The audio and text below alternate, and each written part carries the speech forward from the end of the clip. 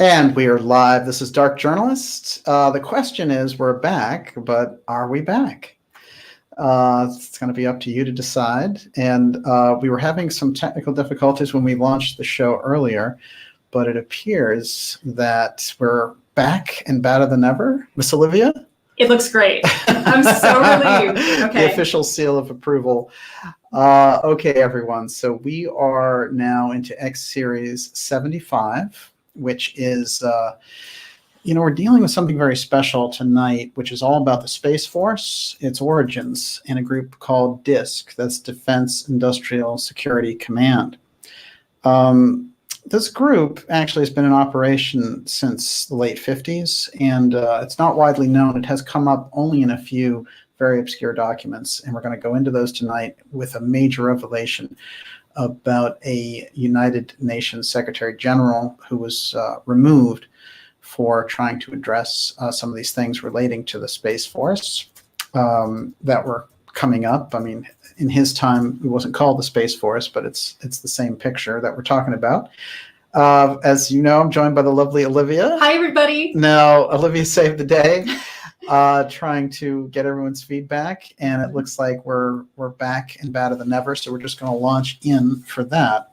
Now, a couple of things I want to mention in relation to where we are with this, which is that in the X series we look for X steganography, and X steganography is something that in my own research I came across relating to how these ultra-secret programs were moved through different government agencies. And I kept finding that programs that were going black would resurface.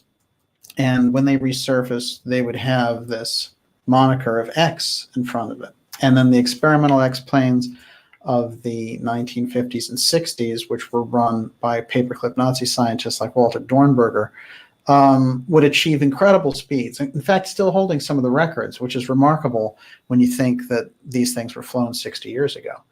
But as I tracked it through the 60s, 70s, 80s, 90s into the current era, I found that they were all communicating in this X steganography language by identifying the technology. And this is what we have to get on board with. It's the root of the show in this sense, which is that the secrecy runs through a steganography, which is a little bit different than cryptology and cryptography, which has a more of a, it's more of a secret that's to be cracked, a code to be cracked. This is an open secret. It's something in plain sight.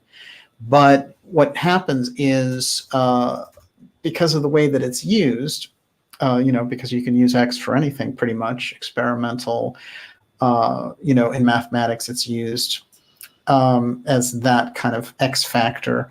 And we've seen it used in popular culture, the X-Files and everything else. However, in relation to the advanced technology that we're talking about, it was originally used by someone named Guy Bannister for the FBI in the late 40s, calling everything security matter X in relation to the UFO file. So this is where we take our modern leap in the X steganography. It turns out that the X steganography had been used for thousands of years by mystery schools and secret societies, which is why apparently it resurfaced when we got into this advanced technology of the 20th and 21st century. So we stand on that precipice now looking over this, and we have a kind of a key to what, to kind of open these programs up, which were completely hidden from the public. And so it's a way of reading the X steganography. And that steganography is easily read by people who know, which is why they communicate in this way, in a very open way with the X technology, identifying who has it and who's using it. Now, a number of breakthrough things happened this week, which are absolutely remarkable. One of them was that the U.S. government acknowledged the secret space program, which is off the charts, and I'm going to get into it. I have the articles here to read. The second thing is that the Space Force, which was Trump's vision of militarizing outer space, got approved by both houses of Congress lickety-split, because they all know that there's a lot of money involved in developing a new branch of the armed services. This is the first time since 1947 that a new branch has been created. In that case, it was the Air Force. But what I want to do in regard to this is really wrap our minds around the idea that in terms of news, in terms of the types of things that we study, I cannot recall a week more packed with confirmation of the things that we're studying than this week, and I'm going to go into why that is. The other interesting news came about through the Black Vault when, in his discussions with the Pentagon, they said that Luis Elizondo, who's the co-founder of the TTSA and an ex-CIA officer, current government worker, in my opinion, a current CIA agent, that the Pentagon said that he in fact lied about leading this ATIP program, which is the Advanced Aerospace Identification Threat Program, Threat Identification Program. And that is really a major, major turn in this conversation, because they've been out there, they've been spilling this money, $50 million, TV shows, unidentified, with lots of trumped up things that don't relate to anything, and this whole idea of a UFO threat. But it's very important because this, what happened with the Space Force also in the same week getting approved, this is also based on a threat premise. So we need to go deep back in our minds around the idea of NASA as a peaceful organization, believe it or not, and the idea of space as a non-warfare zone where there is no sovereignty and all countries coordinate and cooperate. This was the vision that Kennedy had. Now, it's an interesting thing when we look at how this was all developed in the first place, because we had Sputnik, which was launched in the late 50s by the Russians, way before we even got up there, and it was only a 22-inch satellite ball. Basically, if you think about it, tiny, but it freaked the world out because we hadn't let our stuff out yet. I'm sure we had it. But by the time we get to Kennedy promising to get us advanced to the moon within that decade, it's a major push of resources. But then what he says is, I don't want a space race. I want to do it in coordination with the Russians, who are our counterparts. As soon as he says that, the entire apparatus of the secret projects that are going on at NASA, from those paperclip Nazis that we brought over, and also the militarized aspects of the intelligence agency, the covert wing that was operating using their own secrecy for what they were doing in space, they freak out because they don't want to share. They don't want this environment. They like the Cold War. It feeds the arms resources, the arms dealers, and it keeps the balance going. It keeps the fight going. They want to take the other side out. They don't want to join and cooperate.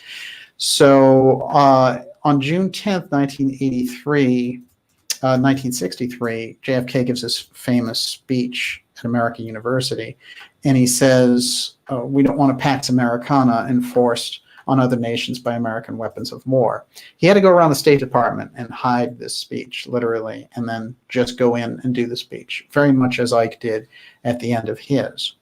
Now, what's been happening with the current administration, and it's interesting because if you get to the end of their third year, we have to look at them in a certain way, which is they've accomplished a great deal on one hand, but they are setting themselves up to unravel everything that they've done by falling for this, first the NDAA, incredible excessive militarization budgets of $750 billion, $3/4 of $1 trillion, which is remarkable. $750 billion on the record every year to give out to this military boondoggle. And the amazing thing is, technically, we're not even at war. If you don't count the skirmish forces that we have in places like Afghanistan, or the ones that we pull out of Syria, which shouldn't have been there in the first place. How are you spending close to $1 trillion on the record and approving that and just being like, hey, it's great. Look, we got family leave in there. Super. It's an incredible waste of money. And with all the problems going on in relation to the imbalance in the financial centers in America and across the world, it's completely and utterly indefensible. Now, the next thing they want to do is take that war mentality where they spent so much money down here and move it into space, where, by the way, we haven't been back to the moon since 1972.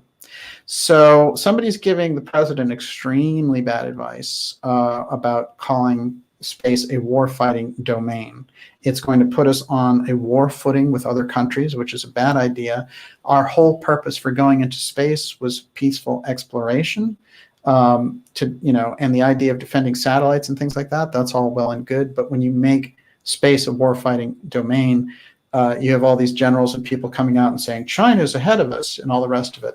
It's BS in the worst possible fashion. We've been way ahead of everybody on this count. And certainly threats exist. There are other space programs, of course. But, the idea of peaceful exploration is what we should be about with our Space Force. The Space Force being somebody's idea of just extending the military and the military themes into space, you're going to get all kinds of solutions like Iraq and, the bellicose version of Iran and, our 10, 12, how many years was it in Afghanistan? Actually, let me think about this. 2001 to 18 years. How would you like that? So you're like 18 years of war in space. And what happens when you have war in space? By the way, we have treaties that say you can't have weapons of mass destruction in space. So we just blow all that away. So we have a lot of problems here. And it's very interesting because we're in a real political fix because we have this kind of insane group trying to eject Trump from the presidency using false means like the Ukraine scandal and like the Russian scandal. And that group, which I think you could call the socialist fascisti, that's the Hillary Clinton extreme left stuff. And then on the other side, you have this kind of capitalist fascisti, which is residing in the Republican caucus. And when we look at President Trump, he was kind of riding in the middle and he was, saying we need to do things like control the borders and we need to do a lot of things. And he was really shaking things up. Unfortunately, with these incredible military giveaways, one, he's put us in a more precarious position and he's made us more beholden to that military industrial state. And two, he's now created with the Democrats and the Republicans a total false space threat idea. And now we need this whole space for us to fight in space and extend all our war stuff and make space a warfighting domain. No, we cannot go down this road. And if we need a third alternative on the political side, this might be the thing that we have to force through to get it, because the truth is we can't go around spending that kind of money on the military, which doesn't give us anything back. And basically, it's just us spread out all over the world militarily until we get into some situation because we happen to have a group of soldiers in the Middle East. And now they want to take that terrible model, which has failed so poorly on Earth, and move it into space. So we have very unethical leaders. The space thing has to be on the table in 2020. It's major. But I'm going to go back and I'm going to peel back the layers of how it went from a peaceful exploration in space and the things that were involved to how we are on the precipice of all these wars in space with Russians and Chinese and all these other people who, frankly, when we say, hey, we're going into space to cause war, that raises a lot of problems. And so we're in a very kind of a dicey position, and the only way out is to understand the history and what happened, and that'll give us an idea of how we get to this kind of strange place. And that's where we're going to go in this episode, which is all about the secret Space Force and something I'm calling the Ufo Defense Network, because that's going to enter into the picture here, because the UFO file and the UFO factor are crucial aspects that are just not addressed unless you want to deal with the kind of fantasy stuff of like TTSA or some of that. The real UFO file, the real UFO work, which came through people like Stanton Friedman, John Mack, that's been left in the dust, and this other circus has been going on. So we're going to have these two delineations now. It's going to split. We're going to have two fields. It's going to be the UFO UAP circus, and that's all those people who want to roll around in the PR stuff with the TTSA. and the phony UFO threat. And then there's the UFO file research that we do here on this program, and that a number of researchers do quite well without getting involved in that marketing circus. So they're really splitting now, because what used to be known, I don't recognize anything in that UFO field anymore. And I don't want anything to do with it. And I just see no value in it for people. And I think at the end of the day, those people are going to realize they were just squeezed out by a corporation, TTSA, which now, based on the Pentagon's latest headline, was lying to them, actually, from the start, that Elizondo even ran that program. So that's pretty big, because I've done some shows on TTSA where we discovered that the only thing holding that story together about Elizondo at all was a woman named Dana White, who was a Pentagon spokesperson, who was fired for taking bribes, basically, from her coworkers.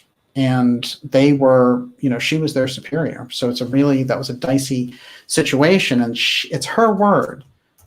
That's where the whole thing hung, that Elizondo ran the ATIP program. So this is very significant, because the people who are now in charge of this, the Pentagon spokespeople, say Dana White is out. She was relieved of duty because of these unethical charges. So the real story is that Elizondo never ran that program. So now what? Those people have lied for 2 years to their, if you think about their shareholders, let's just start there. Never mind their TV shows and all this other stuff. So you roll these people into this program, you go $50 million in debt, and Elizondo can't prove anything about being in charge of ATIP?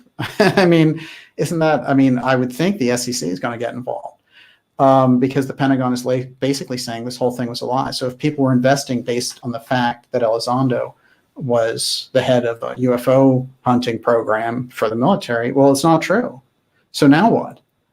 And when I've put those types of questions out to the Stars Academy, they've responded literally with, you can get hoodies for $49 till midnight. Get your Christmas hoodie.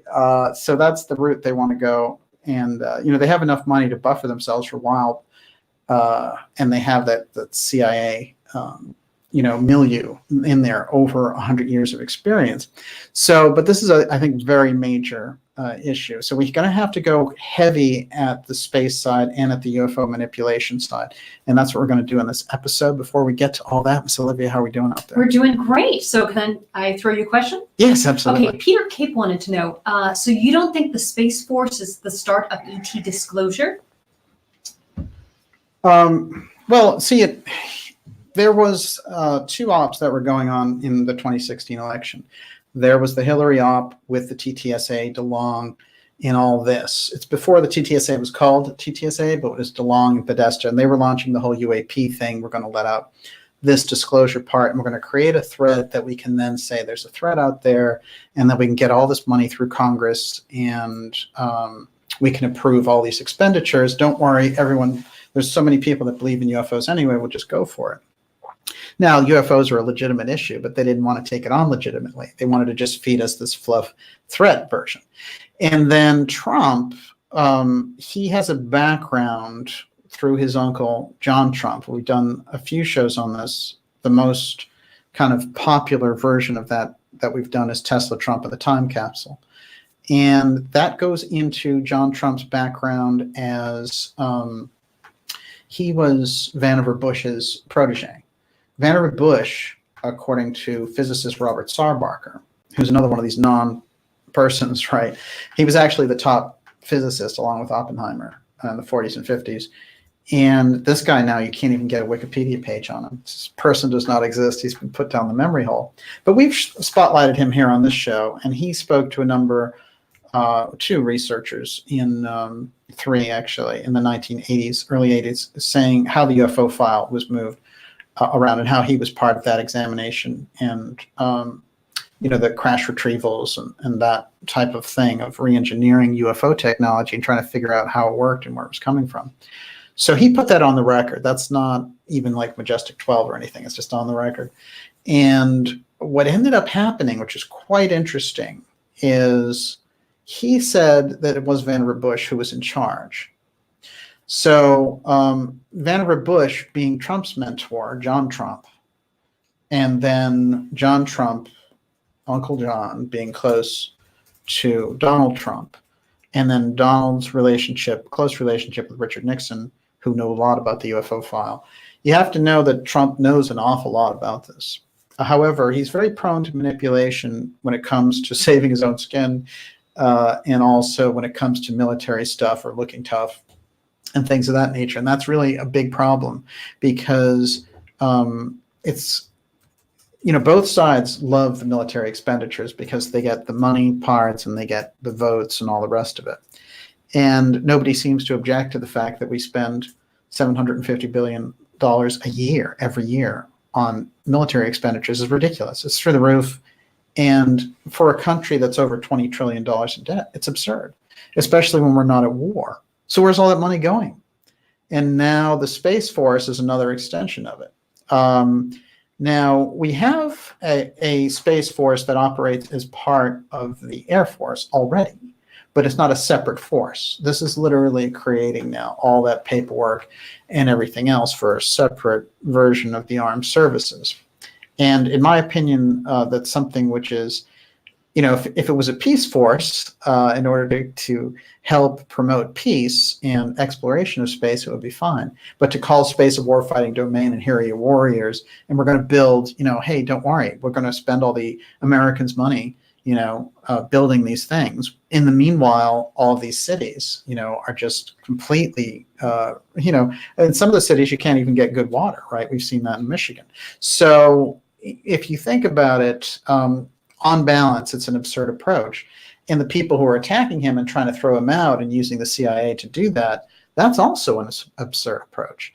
So we really need to get a real conversation going on space, one, and two, on getting, these politicians who are spending all our money while they're acting crazy with each other, trying to get to the top. I think it's absolutely crucial in 2020 that be on the table with the election, no question. Yes, Ms. Peter Cape has a follow-up question. Yes. Maybe there's a legitimate threat in space that requires such funding, and they're afraid to tell us about it?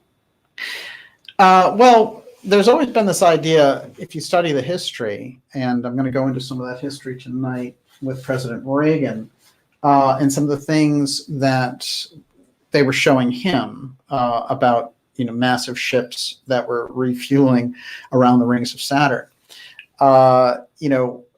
We've done some coverage on that, and I think that it's important because one of those scientists came out and talked about how he had briefed Reagan on it, and that Reagan was so freaked out that now Mikhail Gorbachev has gone on the record in the past few years and said that he came into this briefing with me and he took me aside without any translator or anything and just said, if there is, if we're attacked by aliens, you're going to help us. And he was not kidding. And Gorbachev said he was absolutely surprised. Of course, I think that the Russians know an awful lot about this as well. But we've been dealing with the UFO file aspect, unofficially since the 1940s, okay? And after 70 years of looking at that, then you get an idea that they know certain aspects and they don't know other aspects. But the idea of turning it into a threat suddenly, the idea of getting money to make it a threat, the idea of trying to cause war with something we don't know anything about is absurd. And so they have used these tactics before, and that's how we got Star Wars in the first place, actually. And there was a lot of black budget money that was spent on that. So we're going to get into that. What we need to do in order to get a handle on where all this is and to really bring all this home is we need to look at the rollout of space and what was going on when Kennedy and NASA were setting up this new program and the pushback that they were getting inside of NASA from paperclip and scientists and also from the Central Intelligence Agency. That's going to give us the hint about where that fight is. Some 60 years later, there were some very vital things that were missed there, and one of them had to do with the UN Secretary General. And I want to take a look at him now. This is a very important person. Dag Hammarskjöld. And Dag, we're also going to find out, for people who are familiar with the shows on this program, that he is very connected to mystery schools, and that he actually was in a remarkable position to help promote this idea of peace based on his knowledge of the mystery schools. His own father had been a prime minister, and he was from Sweden, a very upper class family, but they were very given to this idea of giving back, as the Kennedys were. Now, when Kennedy met Hammarskjöld, he had a great affinity with him, and Hammarskjöld had an incredible impact on Kennedy's thinking about all these different war zones and the Cold War tensions in space and all the rest of it. That is their shot of their first meeting, and they developed a very kind of tight friendship. And in fact, upon his death in 1961, Hammarskjöld's death, Kennedy would say that there is no greater statesman in the 20th century than Dag Hammarskjöld. That's pretty intense. I mean, to say he was one of the greatest is something, but he said there was no greater statesman. Can think of the kind of regard you would have to have for someone as a president saying that. What's crazy is I've never heard of this man. Well, there's probably a good reason for that as we get into this. Now, what we're going to find out is that he was, in fact, assassinated in something that they called a plane crash at the time, but has come up through history that this very interesting person who understood about developing a culture of peace was eliminated by the same forces that would eliminate Kennedy 2 years later. And how the work that we've been doing unraveling everything around the Bloomfield papers and Louis Bloomfield and Permindex ties directly into what we're going to be looking at tonight, and especially in relation to a group called DISC, which is the Defense Intelligence Security Command, which was a black organization that is under the radar, a black project inside the government that was closely connected with NASA, and which only got brought to light during the Jim Garrison trial of 1968 and 69 of Clay Shaw. And Shaw himself being a member of Permindex and DISC, we're going to see how that echo and how that legacy of those programs gets us into this fix that we're in with this idea of a space force and the never-ending military budgets and the UFO threat and all the rest of it.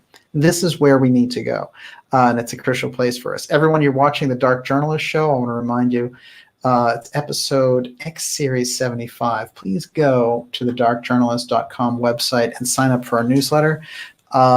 It is incredible, the amazing things that are happening in relation to social media right now. It's quite phenomenal, and we need to really, develop a pipeline between you and I, which doesn't rely just on those social media networks, because when things get hot, they can pull the plug, and then we won't have that contact. So make sure you go there and sign up for the newsletter. That's a free newsletter. What will happen is you'll basically get a newsletter like you did today, and telling you what's going on, what shows are happening, what guests we have coming up for you. We've had some really incredible interviews recently with Linda Moulton Howe, Catherine Austin Fitz, Dr. Joseph Farrell, just amazing.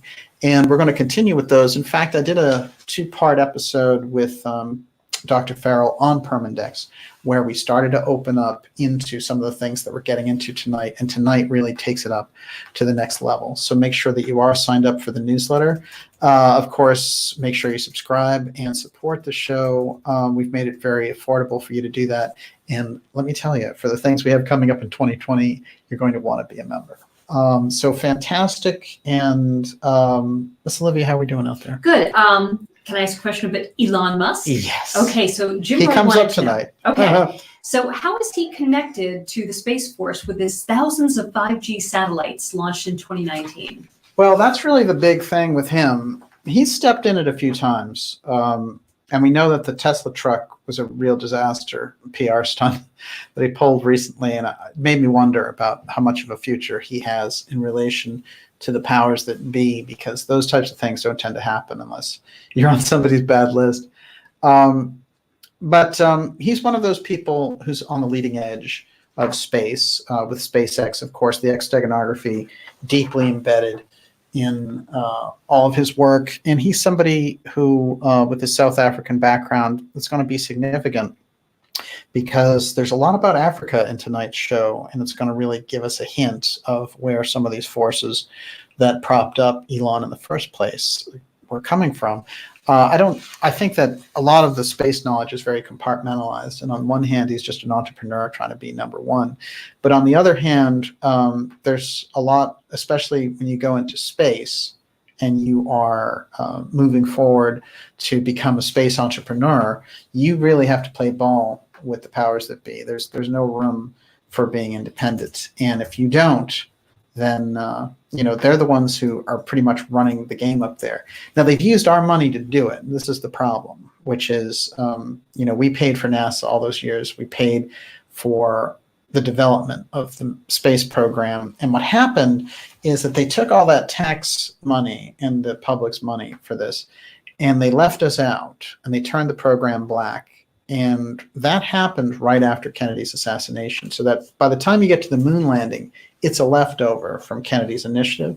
And then in 1972, that's the last time we go to the moon. And here we are almost 50 years later, and suddenly, hey, the moon is the most incredible thing in the world. We're going to the moon. And space, here we go. But what happened in 50 years in between? Why wasn't there all the space stuff? There's no explanation. The only explanation is that they developed a secret space program to privatize Space One and to give them an advantage too, and also in relation to the UFO file, to study the things that were going on there. They left the public completely out of that conversation. Now, what's interesting is the head of that program, the Air Force, came forward with some phenomenal, and I mean, when I said this was a headline week, I've never seen anything like it in a short span for that many things to come out at once.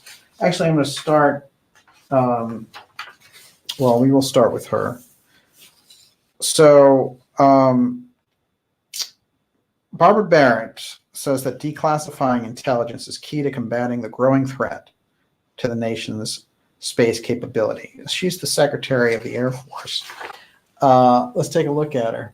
You notice in that headline, it's very interesting. It says, Barrett Rogers consider declassifying secretive space programs. That's the secret space program. Now, we've been One more time. Barrett Rogers consider declassifying secretive space programs. Mm-hmm. So that's in Defense One. It's undeniable. She came forward to Congress and said, I think we need to do this. Now, I'm going to read a little bit of her reasoning, and it makes sense.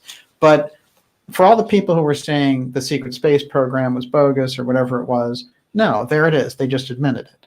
Okay, now, we've been putting on conferences here. We did the 2014, 2015 conferences.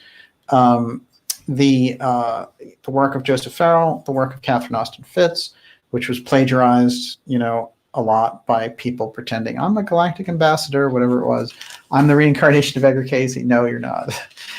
So we had a lot of that, yes, but fundamentally brought forward was the idea of a secret space program and the money that was disappearing from the federal budget fueling that. Now we're getting into that. Now it's a headline. So the situation's a little bit different. Now let's remember that Gary McKinnon, who is just referred to as the NASA hacker, out of the UK, he talked about an off-world officers list with a secret space program as early as 2003. And the U.S. tried to extradite him. Actually, Obama was over there trying to extradite him back in 2012 or so. And because he had an Asperger's-like symptoms, they weren't able to do it, thank God. They're going to be able to get Assange, unfortunately. So these things have been out there and talked about and largely ignored on the mainstream side because, they're under orders to keep that stuff secret. They don't have access to it, but they go along with that game because they don't want to know anything that the people who control the press, like the Council on Foreign Relations, tell them, they just want to go along with what they get told. So that's why there's a real breakdown in, this kind of a cycle of disrespect between the leadership and the citizens on the ground. Everyone knows that there's a major problem in relation, and the media is the ones who are trying to hang on to this false narrative. Now, that narrative just got broken about the secret space program. It's over. There is a secret space program. The woman who's the Secretary of the Air Force, she's now said, we need to actually let these programs out because we're going to lose our competitive edge. We need to basically have some transparency in order for people to know that we need to do these things. I want to read a couple of things that she actually said because it's quite remarkable. And again, I want to go back to the idea. I mean, the headlines this week, it's so fascinating that, people get caught up in the circus of impeachment or whatever.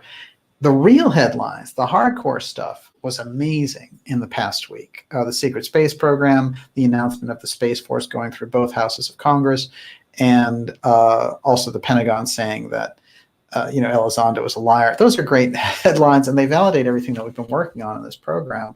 So we can see that we're cutting through, we're cutting in to this information wall, this barrier, and that they need to come out and say certain things in order to disclose some of the things that they have going on. But remember, they're always going to try to spin it. All right, let's try this. The U.S. Air Force's top civilian, and again, this is from Defense One, widely shared across a number of media outlets. The U.S. Air Force's top civilian, a key member of Congress, agreed Saturday on the need to declassify a large amount of information about America's military space programs. Okay, military is important there, not for peaceful purposes at all. Quote, declassifying some of what is currently held in secure vaults would be a good idea, Air Force Secretary Barbara Barrett said. You would have to be careful about what we declassified, but there's much more that's classified than what needs to be. Fellow panelist Mike Rogers, the Republican from Alabama, said he met with the secretary earlier in the week. And as it turned out, they discussed that very issue, calling the information on space programs overwhelmingly classified.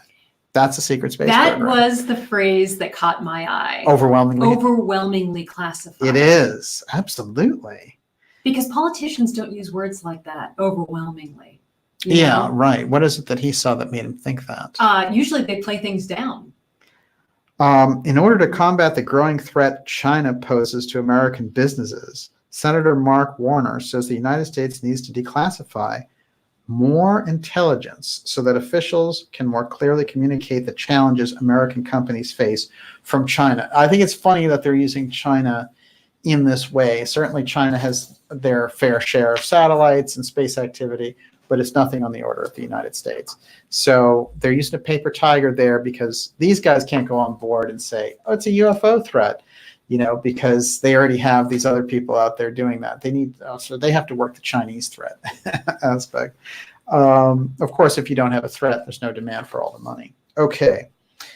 For Rogers, that overclassification is one of the reasons it's been so difficult for him and others to build support, both in the public and with other members of Congress, for a space force. He had trouble with it. A sixth branch of the military under the Air Force uniquely focused on space as a war-fighting domain. This is the nature of the problem. Space as a war-fighting domain. We didn't have that classification before. When we started the space program, it was for the peaceful exploration of outer space. It was not sovereign. I'm going to read Kennedy's speech on it tonight. We cannot go back from that. That was way back. We should be way advanced now on the peace front in space. Those things were announced in the early 1960s. Are we going to now go into 2020 with space wars and it's okay? And by the way, here's $750 billion to do whatever you want with. So we're in an absurd position. And then remember, on the other end of the spectrum, you've got the people who don't think that that position is corrupt enough, who want an even more warlike thing. And those are the people who want to go after Russia and create all these things. And they're all on the left. Okay, the left used to be, kind of the reasonable. Yes, they were more inclined towards peace. But now you get Rachel Maddow out there, and she's like, "We need to hang Mitch McConnell as a spy." So that they've really, money and entrainment and the kind of sick things that they're involved with in that end of the world have really gone over the top. And so many of the things that they've put out there on the side of the Russian investigation that Trump was a Russian puppet, and then Trump is a Ukrainian criminal and all the rest of it, and impeachment now. This is how the CIA works. They just, they keep keeping it on. And overwhelmingly, the whistleblower was a CIA agent. Okay, he's the one who came forward and said all this happened. The Russian people, Mike Steele, the Steele dossier, all that's MI6. Okay, that's the British version of the CIA. Those are groups of intelligence groups trying to control who leads the country, regardless of what you think, left or right, or whoever you want in there. I don't care if you want Bernie Sanders in there. The Central Intelligence Agency does not get to call the shots on this. And we're going to see that they've been doing it for a long time, of course, with Kennedy. It's obvious, but something very interesting about their setup and the fact that the Central Intelligence Agency is extra-constitutional is particularly bothersome when it comes to areas of space, because on Earth, you at least have some constitutional control. They're already flouting that. When they go into space, who's to give them any pushback? So this is a really big problem. It has to be dealt with, and it has to be front and center for 2020. And especially with the headlines driving it, we're in a good position to bring these things out. So now let's go back and take a look at this figure, Dag Hammarskjöld, who Kennedy called the greatest statesman of the 20th century, and the things that he and Kennedy were doing to promote peace. They weren't calling space a warfighting domain. They weren't making bellicose remarks in relation to it, and they were promoting peaceful cooperation. Kennedy, by September of '63, was saying, forget about the space race. We're going to do a joint mission with the Russians. That's the kind of thing that breeds a trusting atmosphere and how you avoid wars and all the rest of it. Let's not forget that recently the Trump administration pulled out of the treaties that Gorbachev and Reagan signed for non-proliferation of nuclear weapons. That's all to feed his military buddies so they can build a bunch of nuclear weapons that we don't need. So those things need to be stopped, and both sides of the aisle are letting us down on this. I really want to put that across, because although there are things that have been happening on the intelligence side to push Trump out so they can continue this agenda and keep the open borders so they can run drugs into the country and all the rest of it. And there are some things that have happened in this administration to slow down the corporate rule of the country.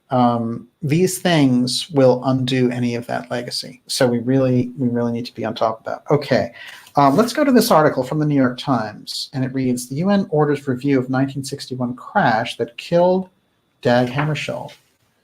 And there he is. This crash, again, is very interesting. One of the things that Hammarskjöld was doing was he was dealing with the Belgian Congo crisis, which is something that really was about independence that was happening in Africa. And, the Belgians had a colony there. And it was basically kind of like the India situation with British rule. There were riots. They wanted to be self-governing. And this colonial power, that had used them for slave labor and everything else, they had contempt for. They wanted to do their own thing. And what he was doing, he was trying to negotiate peace on both sides. And he was trying to help with that transition of the Belgians getting out. And, eventually this, he was having a major impact. But there were a lot of things around this situation, and they had various political factions like Lumumba. And what would happen eventually is the CIA turned that into a shell game, and they assassinated the people that they didn't like, and they installed the people that they did. But the impact of Hammarskjöld on world leaders like Kennedy, I think, was something they were very nervous about. And when we see his background and his mystery school knowledge, we'll also see that he was on a peace mission from a very deep faction inside a mystery school. So in this sense, we could look at him as a positive figure who was bringing in this esoteric knowledge. And he was actually running the UN, and he ran it from 53 until 1961. Now, the key points of the crash are fascinating, and I'm going to get into a couple of them as we move through the story itself.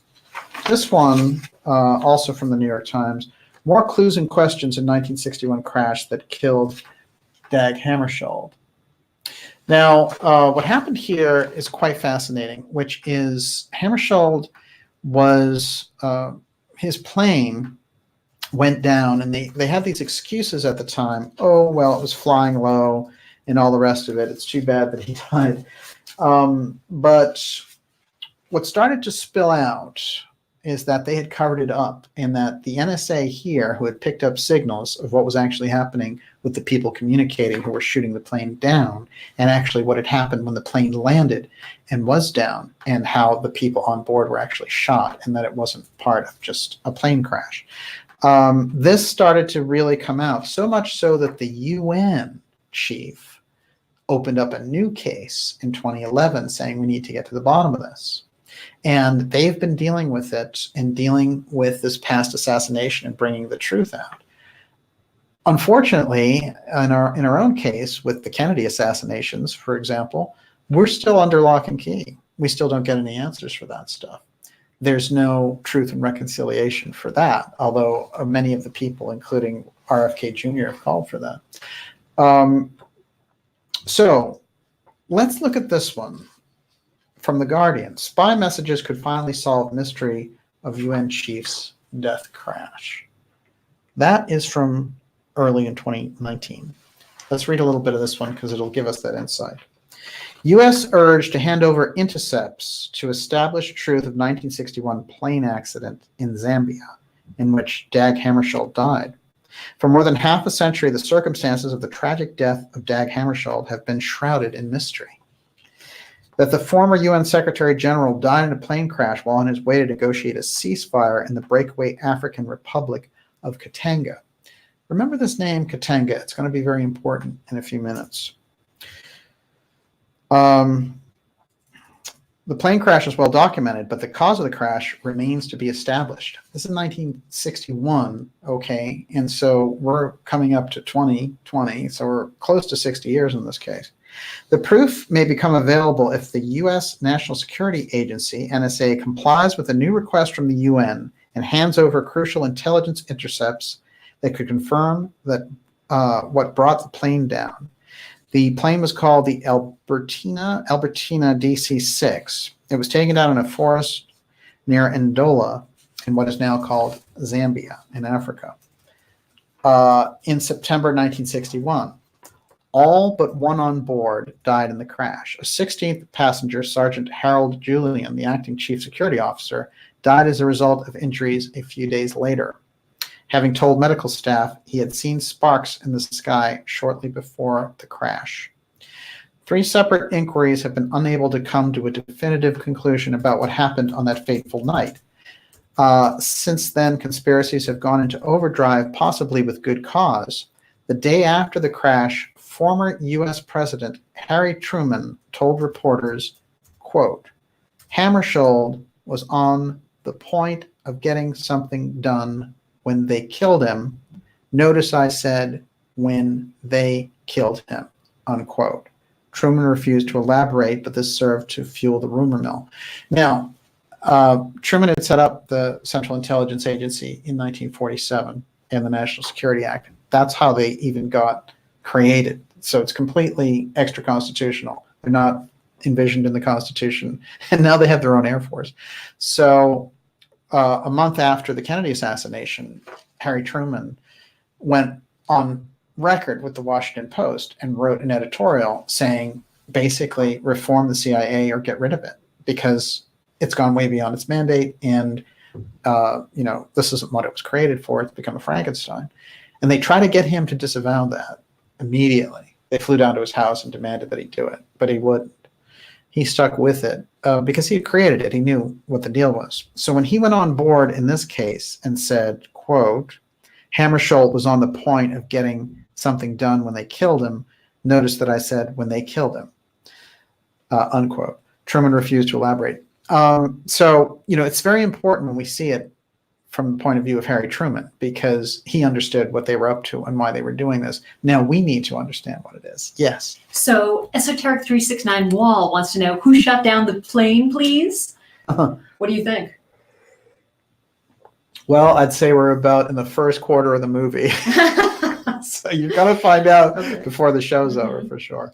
Everyone, you're watching the Dark Journalist show. It's fantastic. It's a huge crowd already, and it's great. This is dense. There's a lot of information here tonight. It is. It's going to be spread over a couple of shows because it's so explosive. Between Permindex, which was Assassination Inc., a hot zone group that LBJ referred to as Murder Incorporated. Hey. And these groups who had deep interest in making space a warlike, militarized domain, and they got their wish with the Space Force, unfortunately. And it would be great to high-five everyone about the Space Force that Trump got this happening, but unfortunately, he's identified it as a war machine, and we don't need a war machine in space. So someone gave him very bad advice there, and this is something that in America, since the Space Force falls under America, Americans need to push back against it because it's a very unhealthy development. But let's keep going. Now, there's a number of reasons why people would have wanted to kill Hammarskjöld. Hammarskjöld was a powerful speaker. I mean, Kennedy referred to him as the greatest statesman of the 20th century. As I said, let's think about that. He had the background, he had the training, he had been ahead of the UN, a very different kind of UN than the one we have now. And he had run it looking for peace missions, basically. This is what he was about.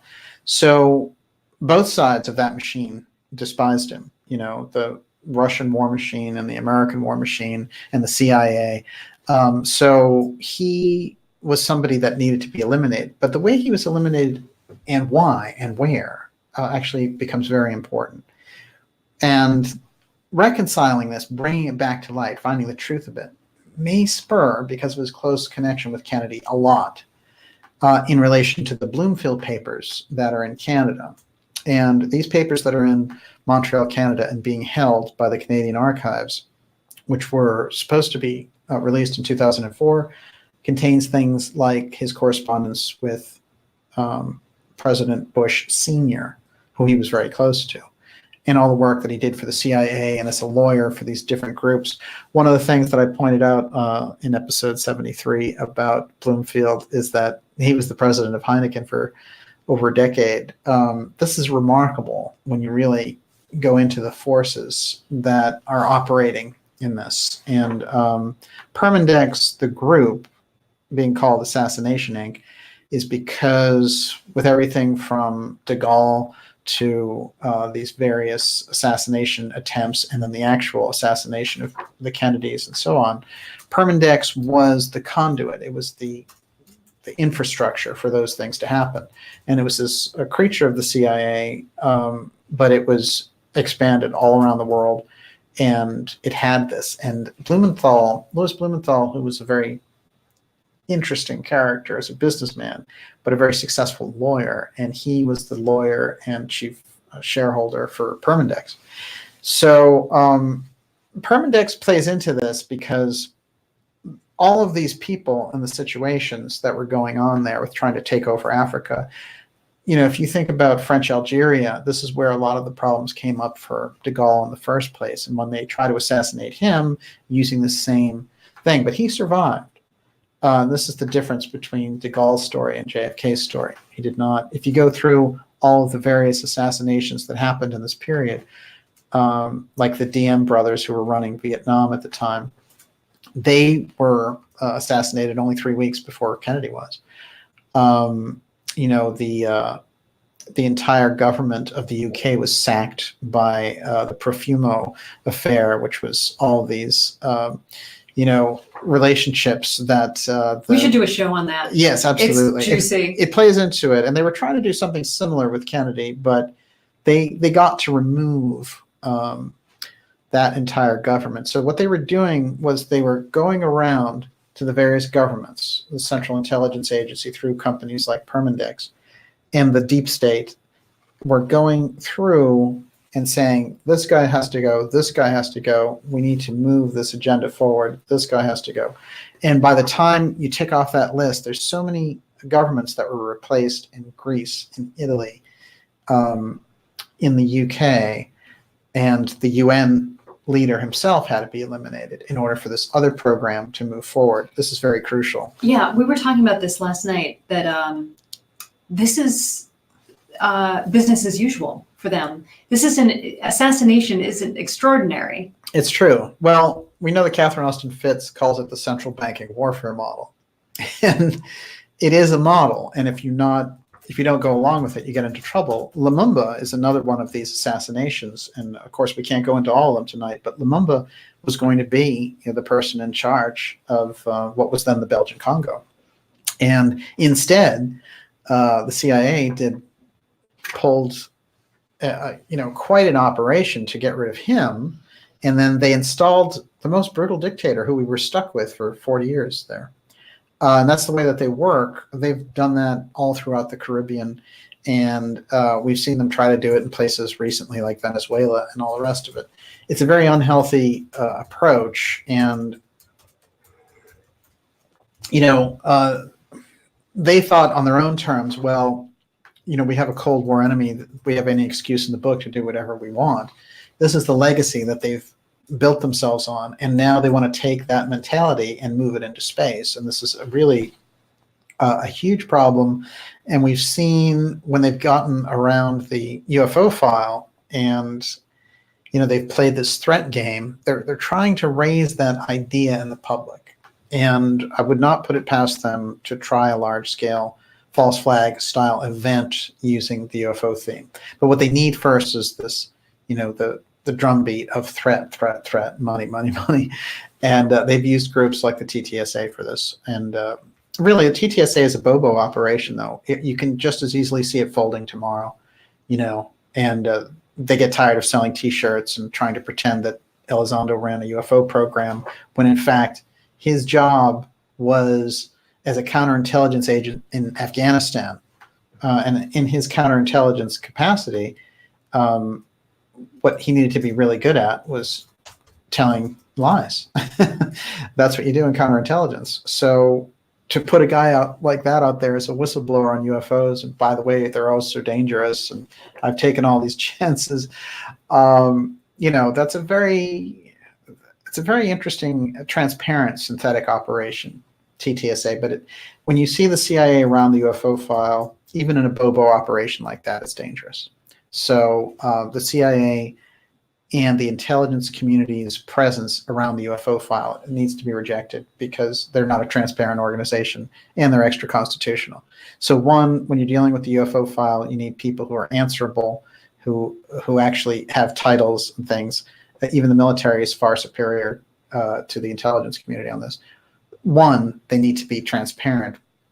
And two, they need to be accountable to the Constitution. The CIA is neither. And so the worst possible thing you can do.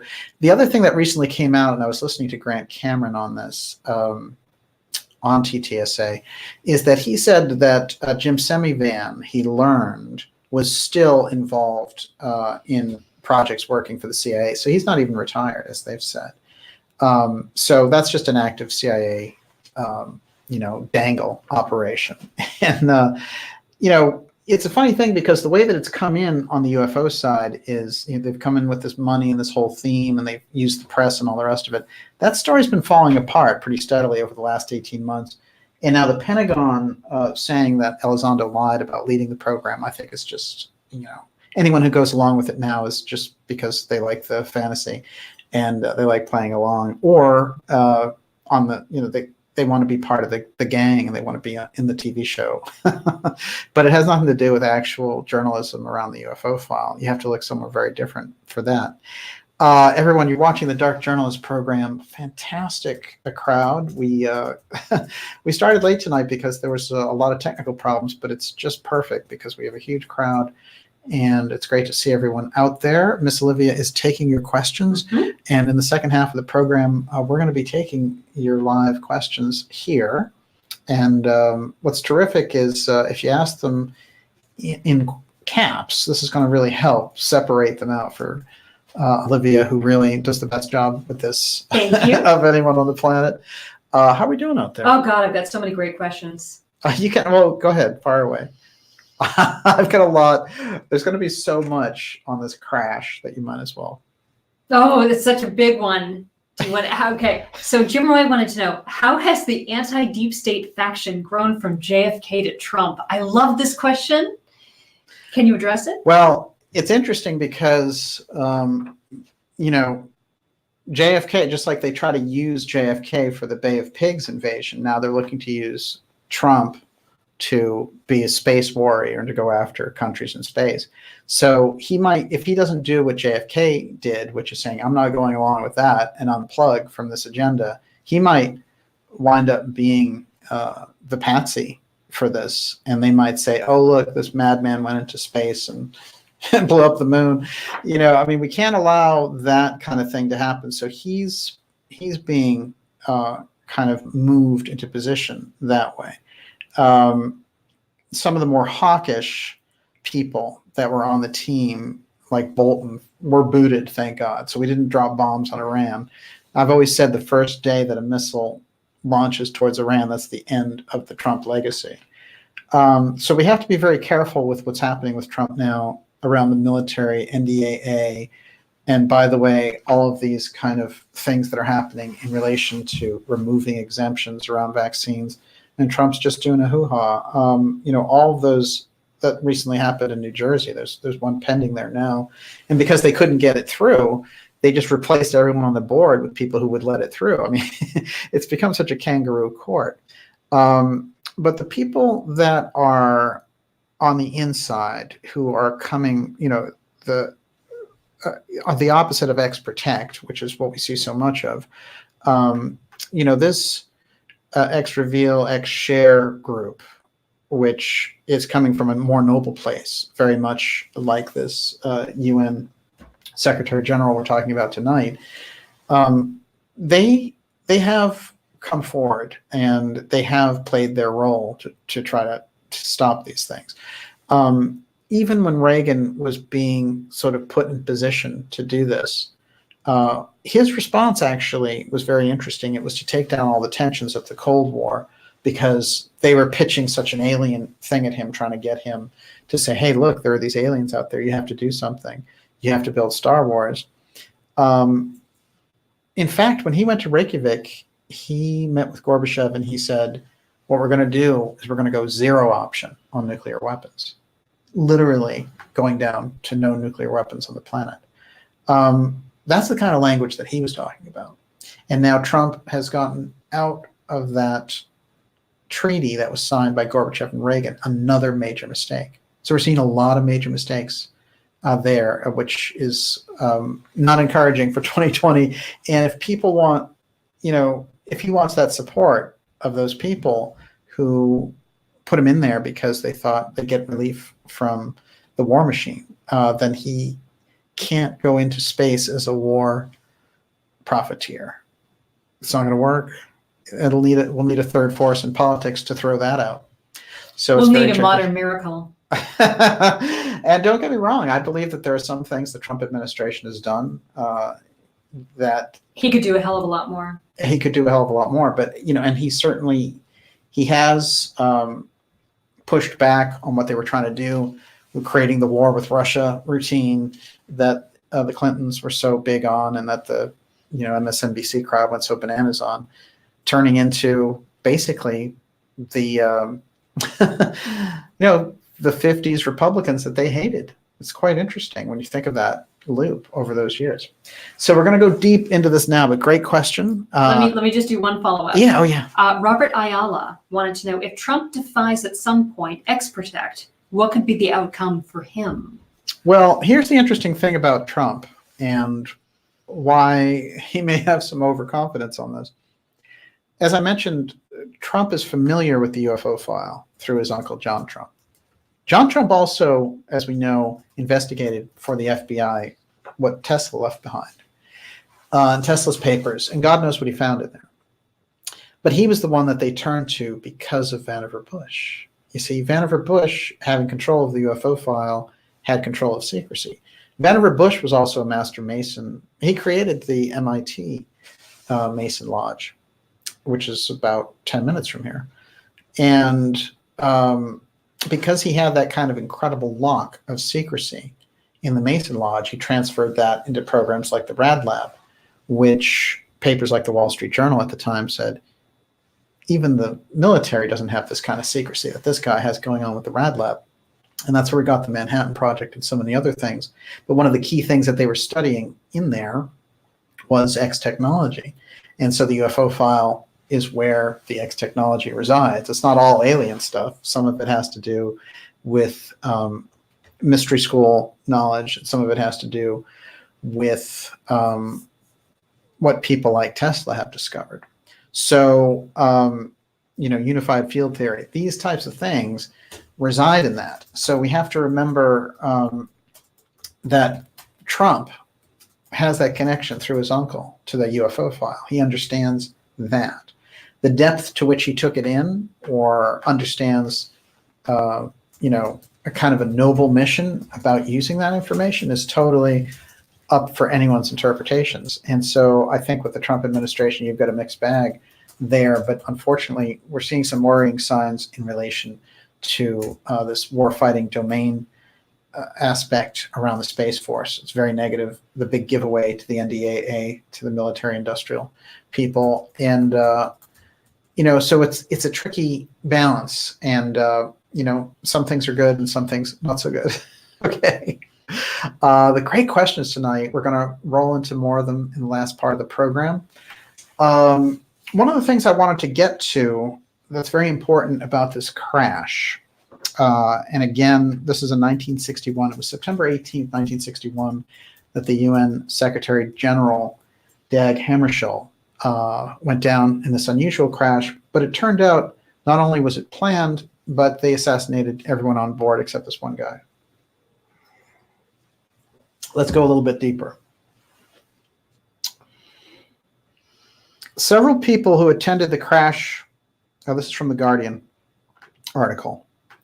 Several people who attended the crash scene claimed the Albertina, the plane, was riddled with bullets. A delay of more than 9 hours in locating the plane triggered speculation that the crash site was interfered with. 9 hours to get to it. That's pretty major. With a major official like the Secretary of the UN on board? I don't think so. Several witnesses said they saw between 6 and 8 white men armed in combat fatigues at the crash site. Never accounted for in the official story. Who were they? There are the claims that some on board, including Hammarskjöld himself, had bullet wounds, suggesting he had survived the crash but had been killed on the spot.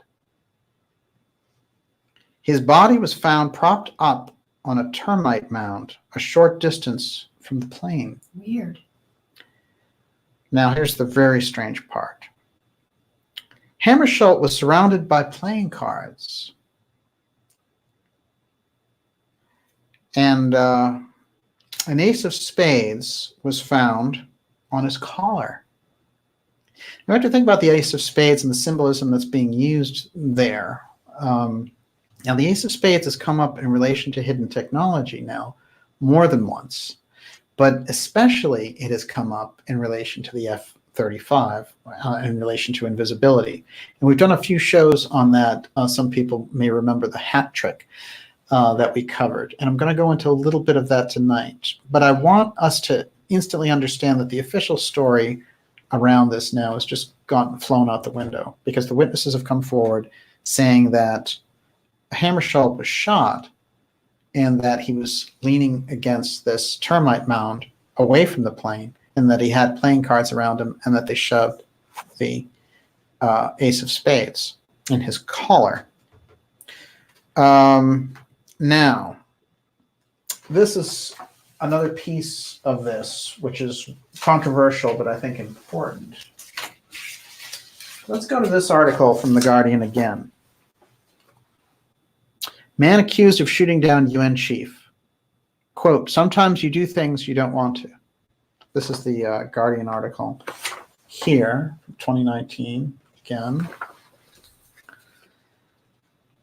Jan van Risenem was a teenager when his mother ordered him to flee Nazi-occupied Belgium for her native England with his brother Maurice.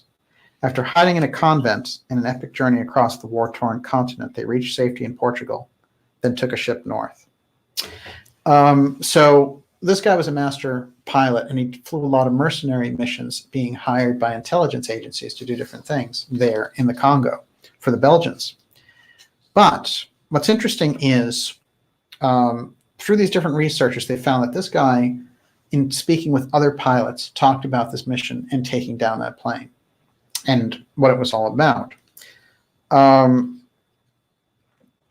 Now, it's very interesting.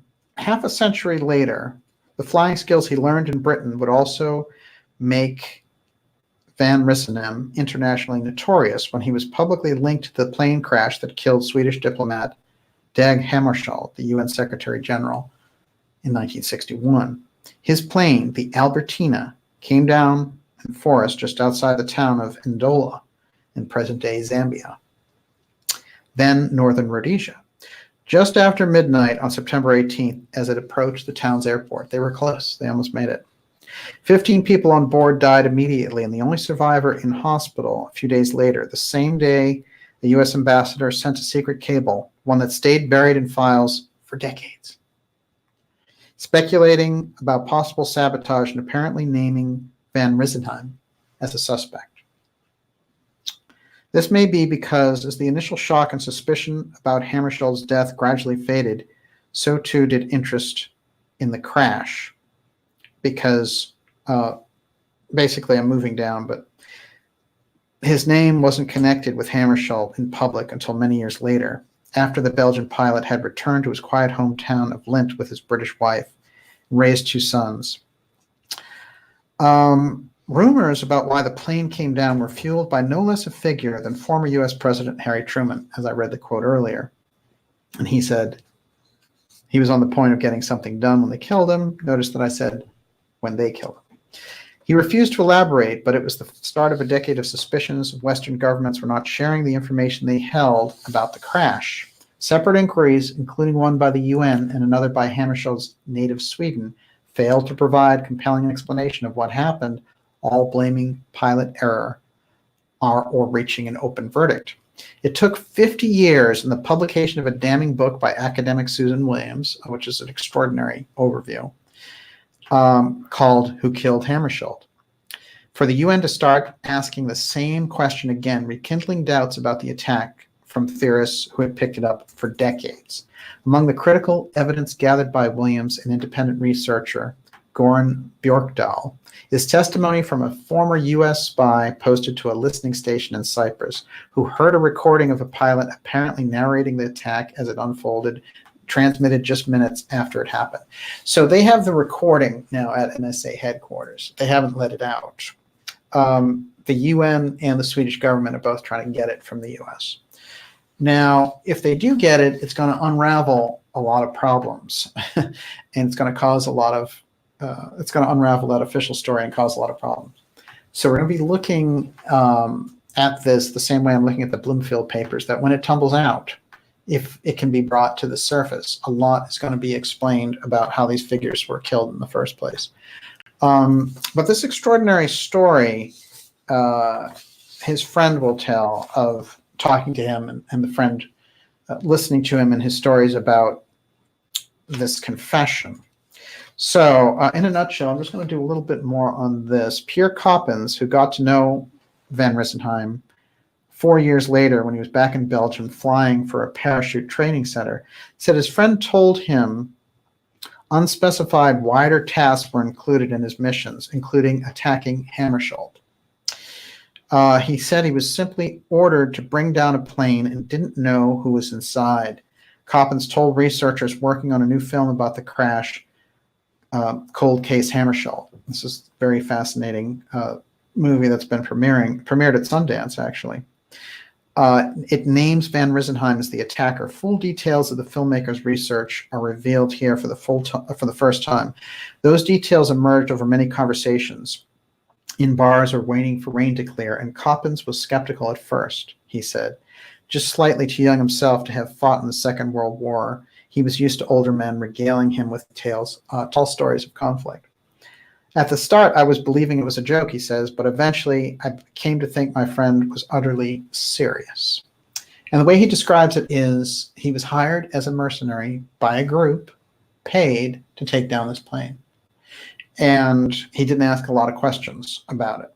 Now, what's interesting is it's well known that there were cargo planes that the CIA was trying to get into the Belgian Congo, and it actually embarrassed Kennedy at a certain point because it came out that one of these French planes was there and had been given to the opposition, which was a PR disaster.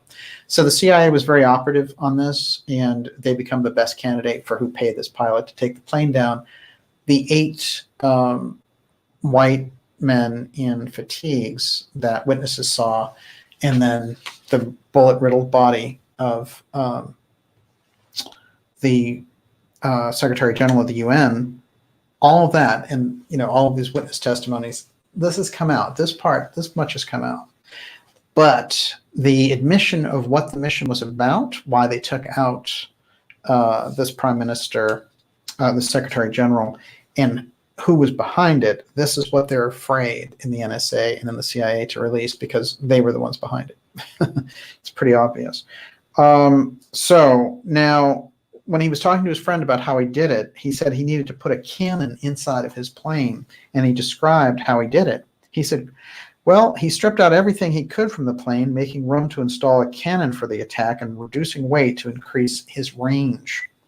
He told Coppens he added extra fuel tanks and left from the airport at a town called Capucci, far closer to Ndola than other airports, but not previously considered as a possible launch site for an attack because of the short dirt runway posed a huge challenge for a jet to take off from. It was a day or two before he found out who he had killed, Coppens claimed. He had asked his friend once if he ever felt remorse for the attack. He said, well, in life, sometimes you have to do things that you don't want to do, but they are orders. Okay, so this is quite fascinating. Now let's go back and think about, now that we know this was an assassination, and we know about his close relationship to Kennedy, let's take a deeper look now at the target here, Dag Hammarskjöld. And I do think that with this film on the cold case, we're going to see a lot of pressure build on the NSA. The same type of pressure should be building for the Bloomfield papers. And if we can put those two together, remember, it's the same forces operating. We're going to open up what the nature of the problem was. By the way, there's a town there which I said to keep track of, and it's going to become very important here in a minute. So I'm going to bring that out. Everyone, you're watching the Dark Journalist program. We are deep now into episode X75. Yes, what do you got? I would like to go into that playing card. Yes, May absolutely. I? Okay, so Shamanist Anam Kara says a spade, or what is often called the Ace of Spades, is normally the highest card in the deck of playing cards. For centuries in popular legends, it is also known as the death card, Yes. the spade of the grave digger, and the symbol of death. For centuries in popular legends, it is also known as the death card. I'm sorry, I read that already. In Freemasonry, the symbol of mortality is represented with a spade, a coffin, and an open grave. American soldiers used as the Ace of Spades a menacing image in Vietnam, and images of the Grim Reaper superimposed on an Ace of Spades are common. So anyway, all very interesting. Oh, it is really true. Well, it's very interesting how the Ace of Spades is used militarily. I do believe that we're looking at something in relation to advanced technology there as well, because in the hat trick imagery, and I'm sure I have that picture here somewhere, the hat trick imagery that the F-35 uses is a magician's hat and 3 cards, the Ace of Diamonds, the Ace of Clubs, and the Ace of Hearts. The Ace of Spades is conspicuously missing. It's disappeared. And this Ace of Spades symbolism around advanced technology has been going on for a while. It was used in Vietnam, but it's used in particular in relation to invisibility in the case of the F-35. And we know that Trump got into some problems when he was coming out and saying, no, we have invisible technology. The F-35 is invisible. You won't see it coming. And then there were a number of articles saying, Trump thinks that the F-35 is actually invisible, like, hush, hush, Trump, keep it down. So we have that quite extraordinary tie-in there. The fact that they put the Ace of Spades in his collar is the message saying that Hammarskjöld was crucial to be removed in order to move forward the war plan, because he was all about ending the Cold War as well. And he and Kennedy working together in tandem in space, you'd never have any idea, the very idea of having a war fighting force in space would never have a chance, because they were all about peaceful exploration of outer space in cooperation with other nations. But if you do that, then you are removing all of that possibility for the armaments producers to create a threat. You're working with enemies of that paperclip element that came into the government. So they didn't want to work with the Russians on this. That's one, but that's just one small part of it, because they didn't want to share what they had discovered through the UFO file. And what resides in that UFO file, as I've said, isn't just references to what a UFO can do or just a crash saucer. It has to do with the effect that's unleashed when, just like we hear about in traditional cases of UFO sightings. It has to do with a kind of physics, a reality distortion physics. I use the term apotheum on this program, APOTHEUM.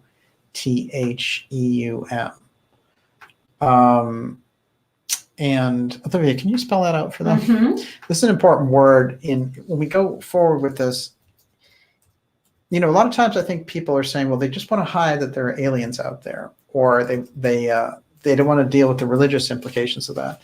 There's all those types of aspects. However, apotheum is weaponry in a sense. It gets into that torsion physics that Dr. Farrell talks about. And when he talks about it, he says it makes atomic energy and nuclear energy look like a firecracker because it actually distorts reality itself. It's not just blowing something up, which is already, as Kennedy said, puts humanity under a sword of Damocles. The apotheum effect that resides inside the UFO file is the reason why you have the X-Protect machinery, because they want to keep the secret of that, one, but two, they haven't learned all the secrets of controlling it. So they're willing to use that type of lethal force in order to, keep that information hidden. In the case of the UN Secretary General and the President of the United States, they eliminated them both within 2 years of each other. What a force for peace they were. And then you could probably say coming up, after them, Robert Kennedy, 1968, and Martin Luther King, that's another peace move. Martin Luther King wants to do everything through nonviolent protest, right? He's not doing a Black Panther thing. That's what they want, actually. That's why they were able to go in and, with helicopters and bomb the Black Panthers, because they were like, well, it's a violent threat. But what do you do with a movement like Martin Luther King? And this is where our knowledge around mystery schools is going to help us, because when we understand mystery schools like Theosophy and Anthroposophy, which we've covered extensively in the series, you know, Theosophy and Anthroposophy spurned the kind of secret society control politics, and they put out and they trained people like Gandhi. Okay, so when you put Gandhi out there and he regains sovereignty for India using nonviolent methods, and then you have Martin Luther King picks that up and he achieves that through the civil rights movement in America, then you see this incredible impact that the mystery schools are having. So you can see, if we understand the mystery school aspect and the secret society aspect, we'll understand the geopolitics a lot better. So far from being, you know, organizations that are just thinking about meditating in a monastery or on a mountaintop, which sounds like a nice idea. Mm-hmm. But they are actually very engaged in moving the culture forward without interfering too heavily in its development. Now, a couple of things that are going to point this out in relation to the man that we're talking about, the UN chief, Dag Hammarskjöld. He was definitely deep on the mystery school side, and I'm going to point out the mystery school he was associated with. First, let's look at what he set up. First of all, he set up a meditation room in the UN. That's where we get the meditation room. And it's very unusual the way he set it up. This is the room that he created. Let's take a look. That's very interesting. It's almost like an altar there, and then we have this painting. And is that a painting or stained glass? It is actually a painting. I'm going to show you who the painter is here. And, you know, we know, Olivia, you're not so bad at art yourself, as we've seen. And anyone who knows me knows my mom is an artist and does kind of stuff She's like amazing. this. That one is a close-up, a little bit better image, and the name of this artist, Beau Biscow, quite remarkable and close with our friend Dag Hammarskjöld. The impact of putting a meditation room in the UN to regain the consciousness from the madness of all these groups trying to war with each other is a remarkable move on the part of the mystery schools. And Hammarskjöld was at the very heart of that, creating this, being the head of the UN for 8 years. As we go a little bit deeper on him, this is what he has to say about the meditation room. And let's get ready. Remember, this is someone who leads the UN, not a mystery school teacher, as far as we're supposed to know. But let's keep that in mind as we read this.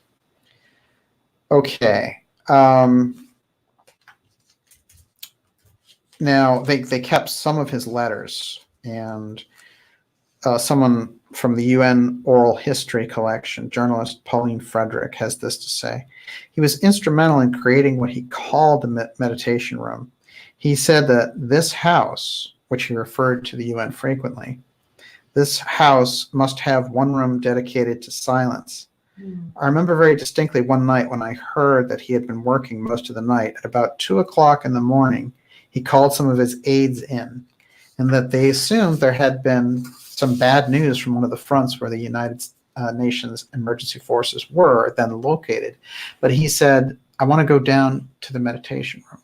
By the way, in mystery school training, the time between 2 a.m. and 3 o'clock in the morning is when you're supposed to meditate, because basically all the subconscious minds are supposed to be asleep and allow you to go deeper. So he was using that here. I want to go down to the meditation room. And he took them down to the meditation room, and it was about, as I said, 2 o'clock in the morning. And there he spent considerable time directing the painters to put just the precise coat of paint on the walls of that meditation room, so the light would be just as he wanted it. So he had a very close feeling about the spiritual, and he felt that it should be the center of the United Nations. He had a special crew of painters working on the meditation room that evening. He said, quote, "We want to bring back in this room the stillness which we have lost in our streets." and in our conference rooms, and to bring it back in a setting in which no noise would impinge on our imagination. This is a leader of the UN. Think about how the UN is now. So this guy was quite extraordinary. He banned chairs and replaced them with benches. In the center of the room, he placed a 6.5-ton rectangular block of iron ore. What? This block, which was a gift of the King of Sweden and a Swedish mining company, was the only symbol in the room. Hammarskjöld described it as a meeting of the light of the sky and the earth. It is the altar to the God of all. We want this massive altar to give the impression of something more than something temporary. Quite remarkable, if you think about it. So now we're starting to get the... I just keep thinking about the monolith. Yes, right. Yeah, absolutely. Mm-hmm. Well, it does. It has that, when we look at that image, I mean, this image also that he placed in there, the painting, it's deep. He's working on a deeply psycho-spiritual level. I think this much is plain. Now, what happens is, upon his death, an unfinished biography appears. Sorry. Yes. Shamanis Anamkara again. Iron repels certain types of evil spirits. Right on. Oh, excellent. That's a great Thank point. you. Yes. Mm-hmm. Well, it's interesting how now we're getting, you see how the geopolitics interfaces with the mystery school side. That's the piece that we need to get. Everyone, you're watching the Dark Journalist Show. This is episode 75 of the X series, and we're going deep now on the secret Space Force and the Ufo Defense Network. We're going into it through the figure of Dag Hammarskjöld, who, with his close relationship with JFK, was creating an environment of peace which was spreading into space. And one of the problems that we're going to have in 2020 with the development of the Space Force is the war-fighting domain aspect of this, which has to be addressed. And, creating a war environment in space is about the last, with so many problems on Earth, is the last thing we need to do. And when it comes to the UFO file in particular, it's the last kind of approach that we need to have to say, well, if people are afraid, they'll give us their money and they'll give us even more, $750 billion for the NDAA. By the way, that's the money that's on the books, as we know from Catherine Austin Fitts, with her Missing Trillions work. From the missing money from HUD and DOD is estimated at 21 trillion. It's probably a lot more. So, but even on the books, it's a ridiculous amount of money for a country that's not at war anywhere. Right? Absolutely. I'm beginning to think the only power that we can exercise is going to be a tax protest, which is scary as hell. Well, I don't, it's a, what's interesting is Fitz had talked about acts of civil disobedience, Mm-hmm. but I think that that's a very interesting thing. And what we're exploring here is we need like a journalistic framework for where the powers that be have arisen from. And the closer we get to that, the more we know who we're dancing with. This is the nature of the beast. One of the things I want to remind everyone to do, by the way, is go to the Dark Journalist website to sign up for our newsletter.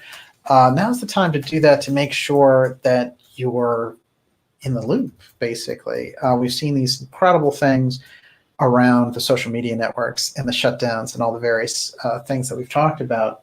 However, the best way for us to stay in touch is to have that interrelationship. And we're only going to send you a newsletter once a week on Fridays to let you know who's the guest on the shows. We have incredible guests and incredible X-Series shows coming up for you in 2020. You're not going to want to miss it. Yes, what do you got? Najat Madri says, did you know that the WAPO magazine wrote an article praising Trump for the creation of the Space Force? I was suspicious the minute I saw it. Indeed. Of course. Right. Well, that is the CIA-run newspaper. They're happy about the Space Force. They enjoy this idea. This is money and money and money and money for years to come. Oh yeah, and think about it though. When Trump's gone, they're going to have the space infrastructure set up to use for wars. Or while he's there, they can just convince him, hey, use it for war. So he's held the line, and we're not in any major wars during the first 3 years of administration. That's pretty good. No, but it's full spectrum dominance. I'm going to cut to the chase because I really want to ask you, what's their end game here? Because it seems to me that what they're actually setting up is a war against the people. Well, it's control Yes. of planet Earth from space. Yes. That's what's being set up. And we've seen this in science fiction dystopian movies for years. Like the Terminator, is that what you're talking about? Yeah, well, I guess the Terminator was more about the AI aspect. But it is interesting, and we'll keep going deep with it. But I would say that when we understand the story of this UN Secretary General who was assassinated, who was close with Kennedy, we get a reflection on where the battle lines are drawn, which is absolutely crucial when you think about it. And we need that. But what we have to also understand, we're looking at somebody like Hammarskjöld, we have to see that mystery school influence. And if we understand that, then we start to go a level deeper and say, well, what are the mystery schools aspects around the geopolitics? When we get there, we suddenly have a lot more information to work with, including the fact that there are a lot of mystery school techniques that are engaged in the political process. And, you have things like groups that try to envision world peace or whatever it happens to be. There are techniques that can be used that are basically left as trails by the mystery schools. Now, the mystery school that Hammarskjöld is associated with is the Fourth Way mystery school. And how do you know this? Thanks for asking. I have a lot of research here, which I'm just about to lay out on this very thing. Now, the Fourth Way school aspect that he is being influenced by is that of P.D. Ouspensky. Ouspensky was a mathematician and philosopher from Russia who had searched through the East looking for mystery schools, trying to find out if they were still around.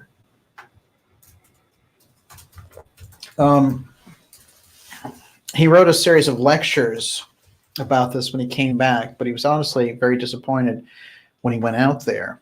And what happened was the mystery school found him through Gurdjieff, who was an Armenian Greek who had come out of the mystery schools and who knew all these techniques. And Ouspensky worked with him and recorded his method, which was the Fourth Way.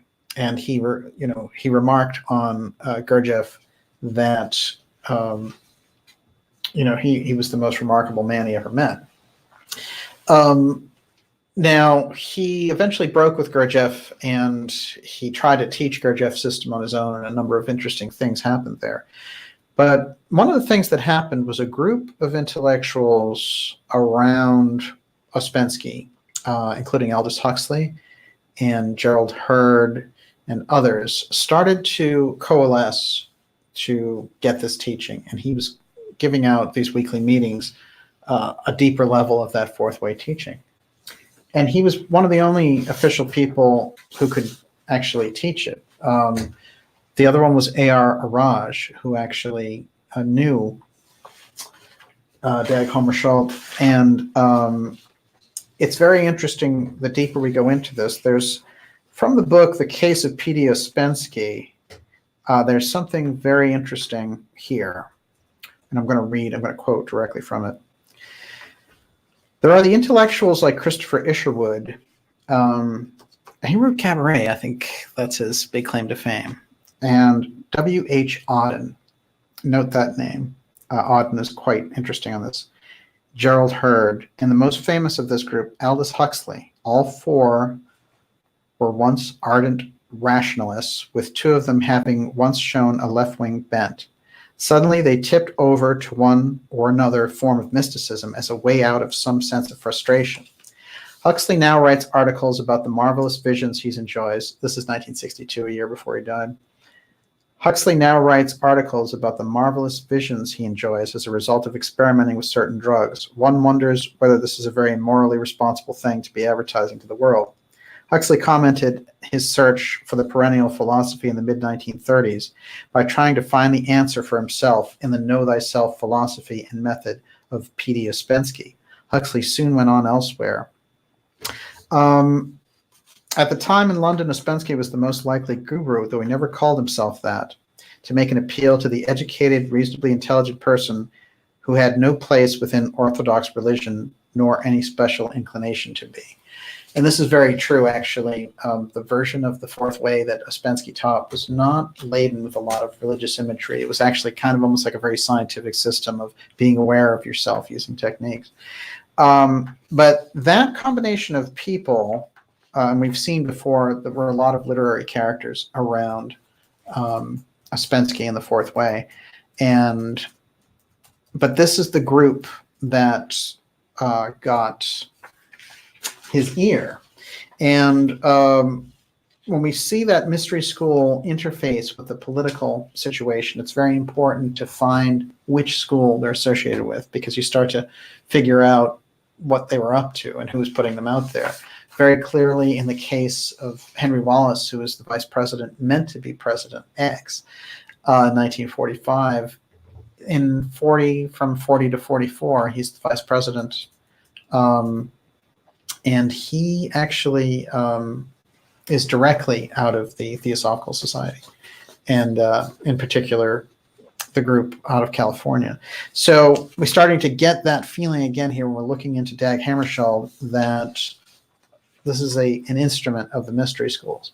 And then when we start to look at that and we think about his close association with JFK, et cetera, then we start to see the mystery school picture in a much larger context. And I think that one of the things that when we look at it, when we're looking around the UFO file, we've referred to them as X-protect and X-share or X-reveal. Some people enjoy that term better.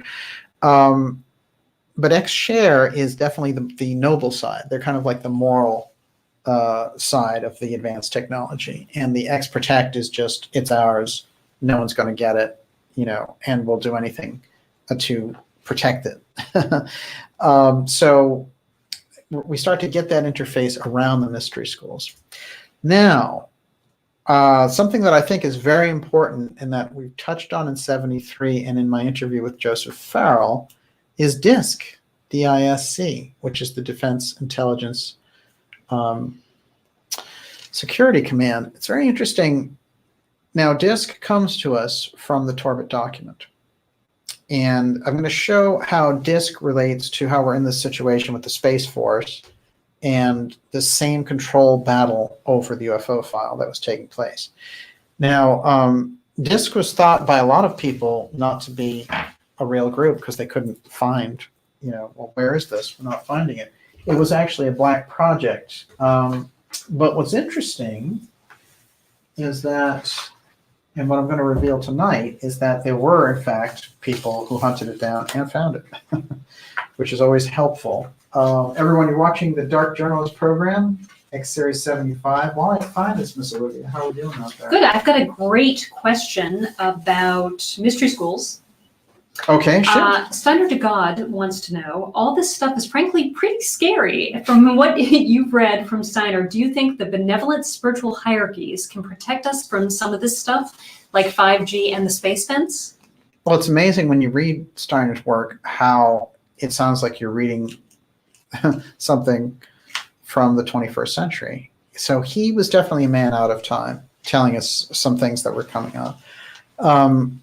And in January, we're focusing on a couple of major Steiner revelations, including a show on New Year's that I want everyone to attend, and we'll have Gigi Young for that one. One of the things that, and I always make this joke with Gigi, which is we always ruin her holidays by saying, hey, you free on your holiday? It's like, are you available on Christmas Day? It's the nature of the thing. But the New Year's show is going to be very interesting on that and probably get deeper into it. but certainly that teaching was left behind for a reason, and we now have to kind of open it up for the 21st century. It's kind of like a vault that was left behind and that we now have to kind of open up and re-examine. But there's no question, it's a fact that Steiner left things for us to discover now, including the work of this artist that came out. And we're going to get a little more into the art side of that too, because there's a lot preserved in art that also gives us that information. I want to show a couple of examples of this X aspect. This is Jeff Bezos advertising on Wired magazine that he's going into space. Now, Bezos has used the X steganography just like Elon Musk. On Musk's case, it's actually X.com he bought and then SpaceX. And it's just, he's just completely identified with it. He wants to be basically the X poster boy. In the case of Amazon, it's very interesting because his program is quite fascinating. He just, I've got this article here, which I want to jump into real quick. The richest man on earth just sent thousands of postcards to space and back. This is all about Jeff Bezos and his space program, which is a Blue Origin. And whenever I look at the Blue Origin thing, and I don't just think it's me, but there seems to be a lot of X steganography embedded in their imagery. But aside from that, Jeff Bezos shared a video of himself reading kids' postcards sent on a Blue Origin rocket that will eventually take tourists to space. Now, if you recall, Catherine Austin Fitts released a major report in 2015 about the space economy when nobody knew anything really about what was happening with it. But she identified space tourism, asteroid mining, these types of things, which put it in the economics lexicon so that her world could understand it. But what happened is it opened up all these vistas of people understanding, oh my God, this whole thing is moving into industry and spaceports and all the rest of it. And now the Space Force is such a major piece of this. But what I think is interesting is his program for going to the moon is called New Shepard. Oh, that's weird. It's pretty weird. And what's interesting is in this article, they say aptly titled New Shepard. Why is it aptly titled? No, it's not a fact. It's a very strange thing. Now, shepherd is biblical language. I'm the shepherd, you're the sheep. Mm-hmm. And, the sheep hear the voice of the shepherd and they know and they follow. This comes right out of the New Testament. New Shepard, it's very, very strange language. And I think that Bezos also, somebody who's very closely associated with, doing the whole cloud work for the CIA and then buying the Washington Post,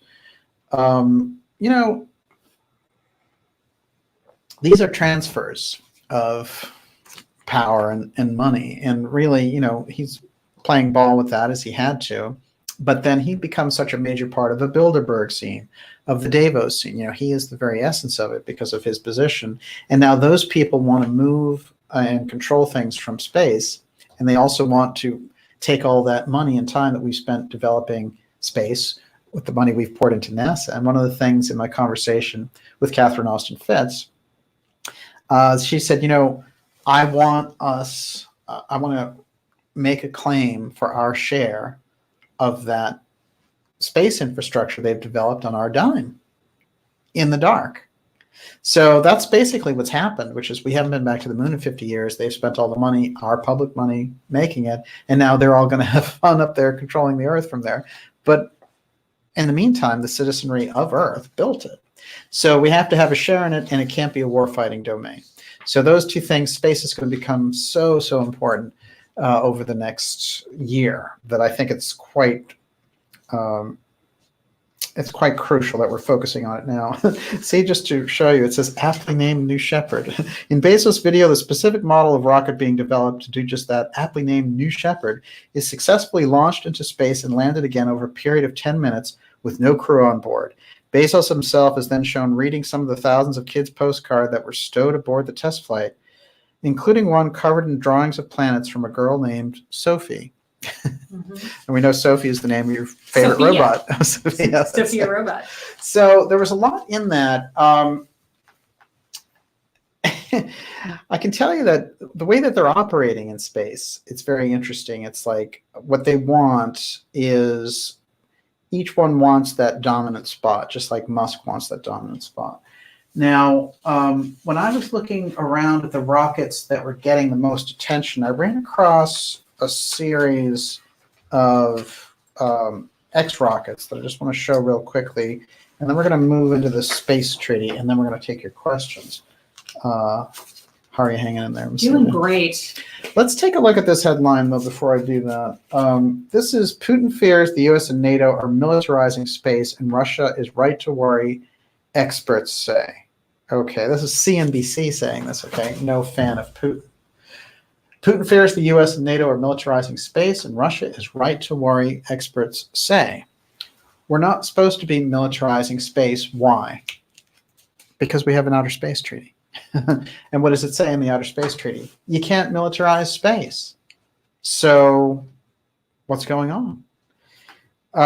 Russian President Vladimir Putin said that he was seriously concerned about NATO's attempts to militarize outer space when he met with members of the Kremlin Security Council last month.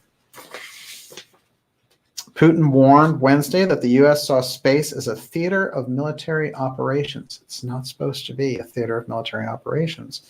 And that the development of the U.S. Space Force posed a threat to Russia. You know, it's a shame to admit it, but he's right and we're wrong. So this is a problem. So he's saying, for preserving strategic supremacy in this field, the United States is accelerating creation of its space forces, which are already in the process of operative preparations, Putin said, adding that the world's leading countries are fast-tracking the developments of modern military space systems and dual-purpose satellites, and that Russia needed to do the same. Okay, so now the space race, arms race, is on, right? The situation requires us to pay increased attention to strengthening the orbital group, as well as the rocket and space industry as a whole. Not for peaceful exploration of space, but for military purposes. Russia opposed the militarization of space, Putin insisted, but said at the same time the march of events requires greater attention to strengthening the orbital group and the space rocket and missile industry in general.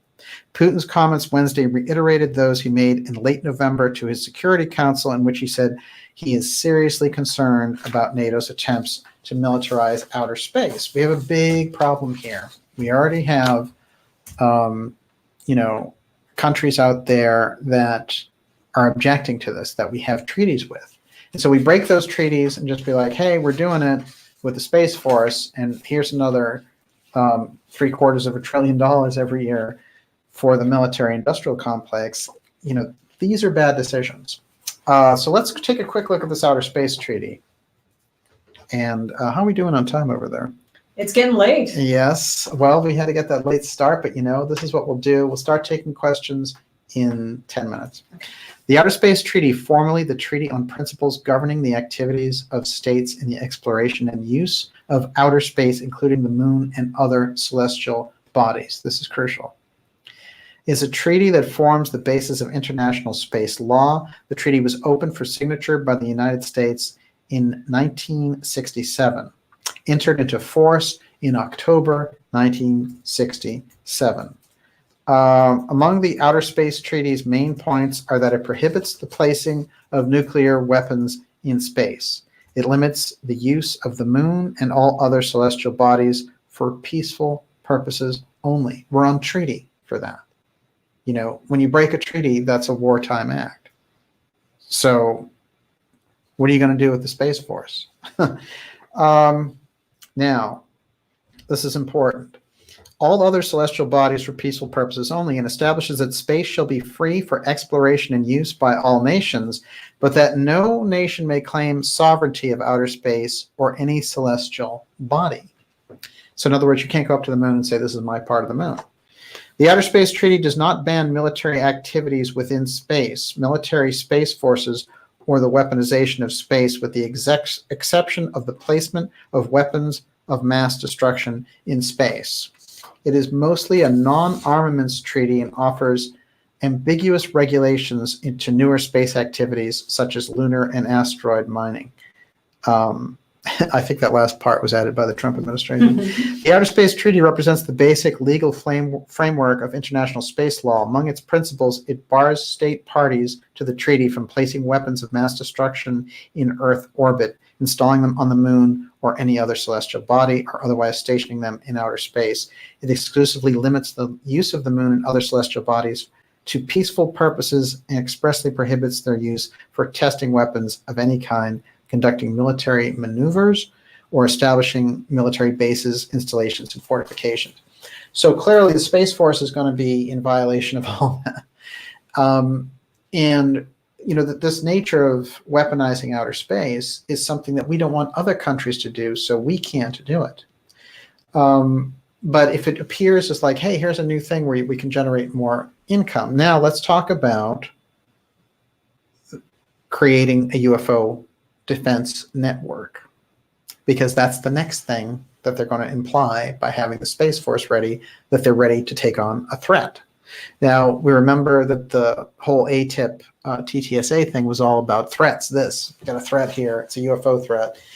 And in their TV show, they pretended that all these fires that happened in Italy were set off by a UFO, and anyone can go online and find that all those fires were set by an actual arsonist, and that was just a BS part of their program. However, it goes to a point which is they want a threat, and they want a Reichstag fire incident in order to create this incredible, idea around an entire infrastructure to fight these threats in space. They want to set up a UFO defense network. Now, when we get to the actual case of the UFOs, they don't want to release that information to the public, so we have no idea actually what they're dealing with. But one thing is for certain, we've seen those things in our skies for years and years. Average people have seen them. And we have all these reports from military bases of them doing this and that, but never, unless you look at some very obscure cases in, the late 40s, are there any encounters where, unless we're firing on them, we get any hostile action back? So it isn't like, we have these UFOs out there dropping bombs or sending lasers out. So it seems like with their superior technology, that is, interstellar visitors, whatever it happens to be, the UFO phenomena is something that hasn't shown open signs of hostility. Now, the idea, I think, that we've seen peddled before by people like Stephen Greer is that there's a benevolent council out there and they're going to help save Earth spiritually. I don't believe that either. I think that if there are off-world groups, and it seems from the research there certainly are, that they are peers on some level. So they're neither the god nor the devil. This is the nature of the beast. So we haven't seen hostility in relation to the UFO file, and I think it's important for us not to start to project the god devil things onto these off-world visitors. Now, the UFO file also is not necessarily purely alien. This has to be reckoned with, which is there are groups with advanced technology that are extraterritorial groups, or there are groups within these departments themselves. You remember that one of the things that Kennedy was trying to do with NASA was find out why they were developing their own projects and who was giving them the authority to do that. And there's a memo that came out from Robert McNamara, who was Kennedy's defense secretary, where he goes to NASA and he says, well, look, the thing is, with this program, Blue Gemini, the president doesn't think that we need two national space programs, So he's identifying this secret space program that the Air Force secretary told us this week exists, and which we've been saying in our conferences and in our shows for years exists. So we have to kind of wrap our heads around it this way, I think, and to start to get a handle on what's happening there. Now, one of the things I mentioned earlier, which I can't get out of this episode without spotlighting, is about DISC. But I want to show real quickly how DISC, Defense Industrial Security Command, relates to where this plane carrying Dag Hammarskjöld was shot down. So let's get to that here and see if we can get that in there. How are you doing there, Miss Olivia? I'm dizzy with all the questions, quite frankly. We're going to do it. We're going to hop on to questions. This is a quick one. Trump claims wins on Wallace Space Force in $738 billion NDAA defense policy bill. The other thing that Professor Scott, who we rely on with his great work on the deep state, and who we've had on this show many times, have many conversations with him, he has said that inside the National Defense Authorization Act is always the emergency powers given during 9/11, and that they were never rescinded after the emergency was lifted. So they're still carrying us under emergency powers, so-called continuity of government emergency powers. So as long as that situation exists, there's the ability to suspend the Constitution. So that's something to keep in mind when we see NDAA. That's a dead giveaway on that. Can I ask you a quick question? Yeah, oh yeah. Okay, so Esoteric 369 wanted to ask, what presidency implemented the treaty? Was it Nixon? No, it's actually LBJ, Okay. and it was implemented in October '67, and LBJ would not run for president in '68, seeing as Bobby Kennedy, he couldn't be around for another Kennedy assassination. That would just look too good, so he got out of there. And it was going to be between Nixon and RFK, the '68 election. So it would have been Nixon versus a Kennedy again. Mm-hmm. They couldn't have that. So let's see. Now let's show this link because this is crucial. All right. Let's take a look at the description of DISC in the Torbit document, which, remember, is kind of like the WikiLeaks of its time, 1970, when it comes out and it says, around the Garrison case of the trial of Clay Shaw, he's saying this is what's happening, which is this whole vast array of apparatus that Garrison is looking into on the aerospace side by tapping these figures. This is the group that's shutting it down, the Defense Industrial Security Command, and he identifies Bloomfield. He's one of the first people who did. We now know that Bloomfield was the leader of Permindex. He says very interesting things about Bloomfield. But let's get into this. The Security Division of the National Aeronautics and Space Administration, NASA, it's headed by Werner von Braun, head of the German Nazi rocket program from 1932 through 1945.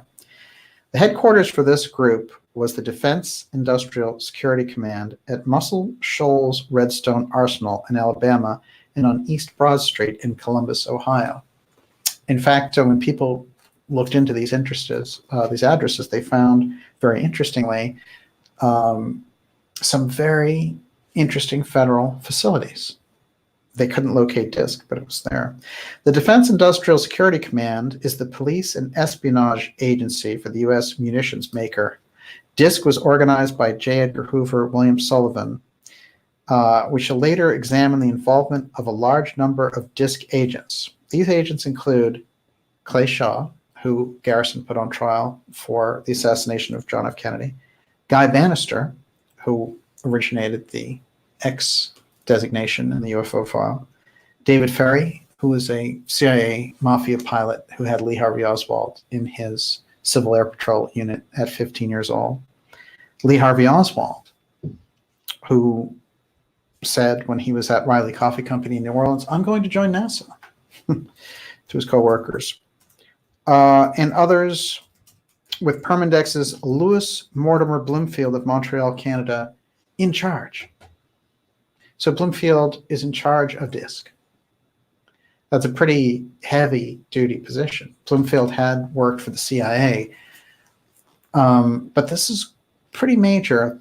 the way he's putting it on here. Now, the connection between disk and the location of where the Secretary General was shot down.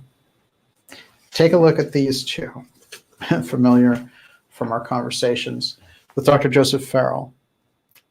That's Dr. Kurt Davis, and that is Werner von Braun.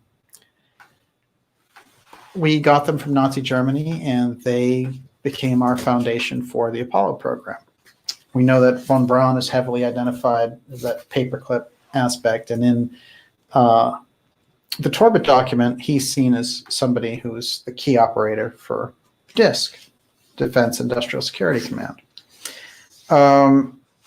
Kennedy had tried to utilize the paperclip aspect while reining it in, and was perplexed often with the amount of programs they were doing on their own, and sent his defense secretary over and over again over to NASA to say, if you're going to continue that activity, I'm just going to boot the project back to the military instead of having it be at NASA, because at least I can control it there, which he did with the Blue Gemini program. So Dr. Davis, who was really one of the key people for the Apollo moon mission, he would eventually, along with von Braun, work for a company called OTRAG, O-T-R-A-G, Orbital Transport and Rockets, Inc. They have a German name there, but I'm not going to try to pronounce it.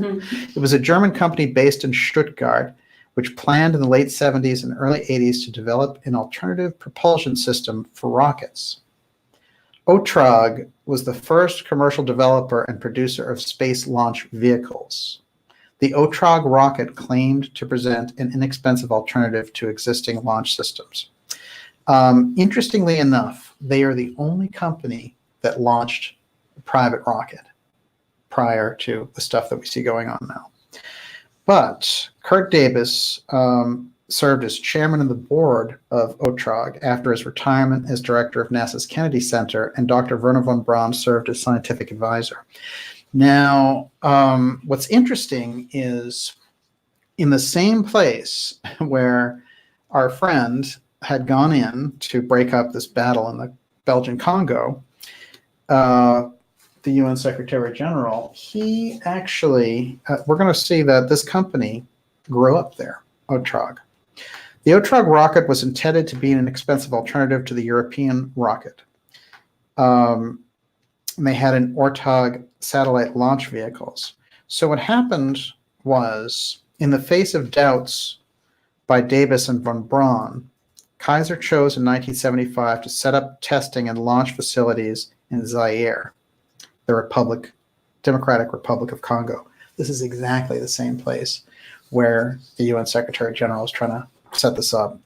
And he was trying to create an entirely different situation there. One of the things that area of the world is well known for is uranium, and incredible supplies of uranium, which of course makes nuclear fission. Now, this very same group that's associated with DISC would end up in the mid-70s launching their own rockets. And they made the other countries in that vicinity so nervous that the whole thing was shut down.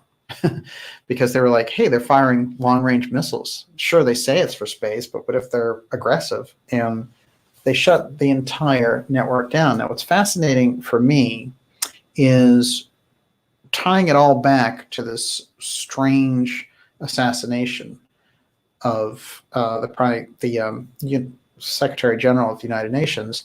He is somebody that I think knew something about the Belgian Congo, which is why these people went there in the first place, and why they set up this strange kind of Area 51 of their own out there in the Congo.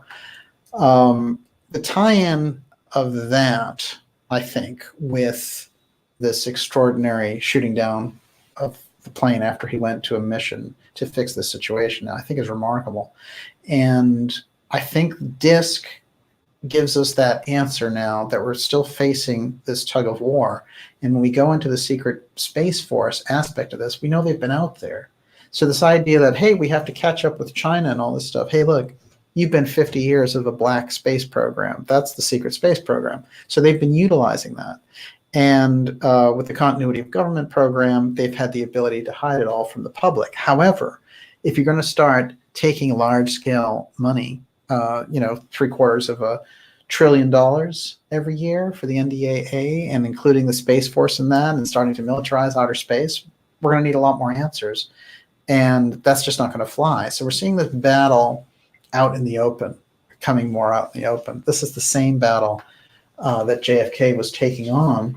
And this is the same battle by which some of his allies had been taken out. So with that, and that was Dag Hammarskjöld, he was the one who had identified that, and he was the one who was taken out for it.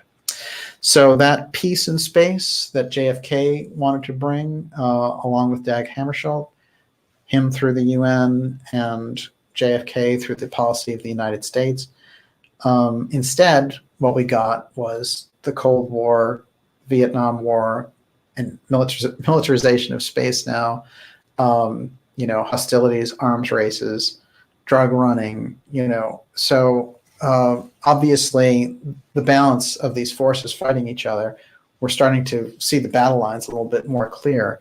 But weaponizing space is somewhere that we can really draw the line, and we should. So, and there's a lot of international support for stopping the weaponization of space. And this is just a case where we have to say, the United States is wrong. And, it's very crucial that everyone observe those terms of the original treaty. With that, Miss Olivia, I'm going to turn it over to you and your questions. Okay. So first question, Nicholas Karupas, please ask DJ, why always the Germans? Well, it is quite remarkable. I think that they have this remarkable history, but there's incredible scientific capability on the part of the Germans, and I do feel that, historically, they've always had this incredible edge. But, the Germans were always known for philosophy, and they were known for, incredible development on the culture side. So, the war stuff is an interesting aspect when we look at them over the course of the past 150 years. I think that there's no question that the Nazis were part of a much larger program of sort of centralizing control. And I think that these groups arise in humanity's kind of big story, and that they get to play out a role each time. But in the case of the Germans, I think there's a lot of mysticism, there's a lot of philosophy, and there's a lot of occult knowledge and a lot of history there that really drives them as a major force. I've never believed in the caricature of the Nazi aspect. I think that that's a much wider mystical movement that was channeled in there. And so you can kind of see the dark side of the secret society aspect there. Yes. And there's that very famous quote, I always forget who says it, about the Germans and the Jews. Do you remember? That's very interesting. Yeah, it is. It's Dr. Mengele, and is it? Yeah, he has escaped and to Argentina, and he's doing his strange little experiments under the name Dr. Hoskus, and he's treating everyone in the neighborhood with their pregnancies and with fertility treatments, and they're all having these twins and triplets and stuff. So he's still practicing this strange kind of Nazi experimentation. But his son tracks him down. He's hiding out from all of these Nazi hunters and stuff. But interestingly enough, his son tracks him down. They have these conversations, getting back together. My God, my son and all the rest. But after about a day of that, the son turns to him and says, well, Dad, all these horrible things, we hear about all the terrible things that happened. Did you participate in that, in the camps and all that? And Mengele freaks out on him and says, what do you mean? This was a military operation. Basically, you had these big powers that were controlling these two races that were fighting for control of the world, the Germans and the Jews, and we had to do whatever we could against each other. And he just sized it up in this very kind of cold way of, a Well, what I fight for remember superiority. is that what he said is there are two great people, Right. peoples of the earth, and that the Germans and the Jews, acknowledging that the Jews were a great race of people. Oh, yeah. And it was a fight for dominance. Who was going to survive? Who was going to win for Well, dominance? I think that it also showed that Nazi mentality, though. he certainly had kept it, and with the types of things that he was capable of, if you really look at the whole angel of death thing that he, those witnesses who talked about, the deep experiments that he had done, that he just, like a lot of the Nazis, they had convinced themselves that anything goes, in order to perpetuate the German race. And, wow, it's an incredible chapter of history. Yes. Okay. GCSB Data Troll. Please ask DJ what he thinks aliens actually are. As if it's one thing. Well, I think that what we traditionally understand as aliens are visitors from off-world civilizations. Now, I do think that there's an interdimensional aspect, and it would seem pretty obvious that a lot of those interactions are more like interdimensional experiences with beings that are coming in from a different dimension. So I think it is complex, and but there's no question that we've seen the UFO activity and the UFO file research reach a certain level at this point, and we should have more kind of basic knowledge in society about it. They want to make it a punchline or a movie story, or try to get people to go on with like TTSA entertainment. They say, hey, we're not UFO research, we're an entertainment consortium.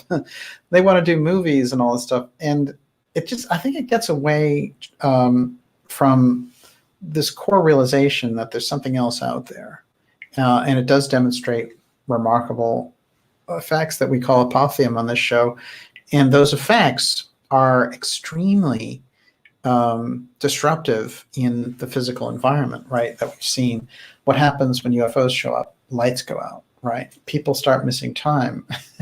So it's like a whole different type of physics invades temporarily. And I don't even think it's something that they can control. I think that that's something that happens when they show up. But certainly the idea that we have interstellar visitors is 100. I mean, it seems to me obvious. And I think that trying to discern groups and all the things that we've heard in relation to that, we need much deeper resources and insights to really get to the bottom of what it is. I think it's been kind of treated as a punchline. And some of the mainline stories that go all the way back to the 1950s and 60s really hold up well, actually. And some stories that we've had. And I think that the field itself of UFO research is a disaster. It is, and the people in it are unhappy or sellouts. So that's not a good, it has kind of imploded on itself, and it's gone along with this TTSA thing, which is, anyone with a brain knows it's pure junk. So I think what we need to do is separate it out and say that we've had great people step forward on this, and I've identified them as people like John Mack and Stanton Friedman, Wendell Stevens, and others. So they created the UFO file research, and we have things like the work of Robert Sarbarker and what he gave to us through that. The circus, the UFO circus part, which is so popularized, in the guys who used to be good at the hardcore stuff like Knapp, have really kind of given up on, and they've just run around with this fake Elizondo op. And in the Pentagon themselves have now said that it's fake. I mean, what are you going to do? Elizondo doesn't have any proof, nothing. And certainly he was a counterintelligence agent, but he doesn't have anything that he ran a UFO program or a tip or anything. He has some 2007 videos in a $50 million corporation that's in debt. So, I think it's very easy to look at it. It's two streams, really. The UFO file research, legitimate research, and the circus, CIA circus. So that's how it's splitting. And so if you want anything, I think, functional on the UFO side, you need to have that good solid base of the people who research the good cases. Yes. Miss Olivia. Jeff Brady, do we have extraterrestrial technology that the Space Force will be using? Yes. Well, certainly the work of, I always go back to Sarbarker, who, as I said, is a non-person, because if you look up Dr. Robert Sarbarker on Wikipedia, he doesn't exist. He went down the memory hole. So I guess we just forget him. Now, he was a famous scientist. He was featured on the New York Times, cover of Saturday Evening Post. Everyone knew who he was. And it's his work that really brought forward, I think, this whole idea that we had re-engineered these crashes. That stuff, that part of it is real, and the technology that we've got out of it is behind a wall of secrecy. So this whole idea of these groups, these kind of marketing groups that come out and say, disclosure, disclosure, that was always kind of the commercial side of it, you know. And any disclosure you would get from the government on it, you would get basically something that would serve the government. You know, it was much better trying to work with people who had been around these things. It could come out as whistleblowers.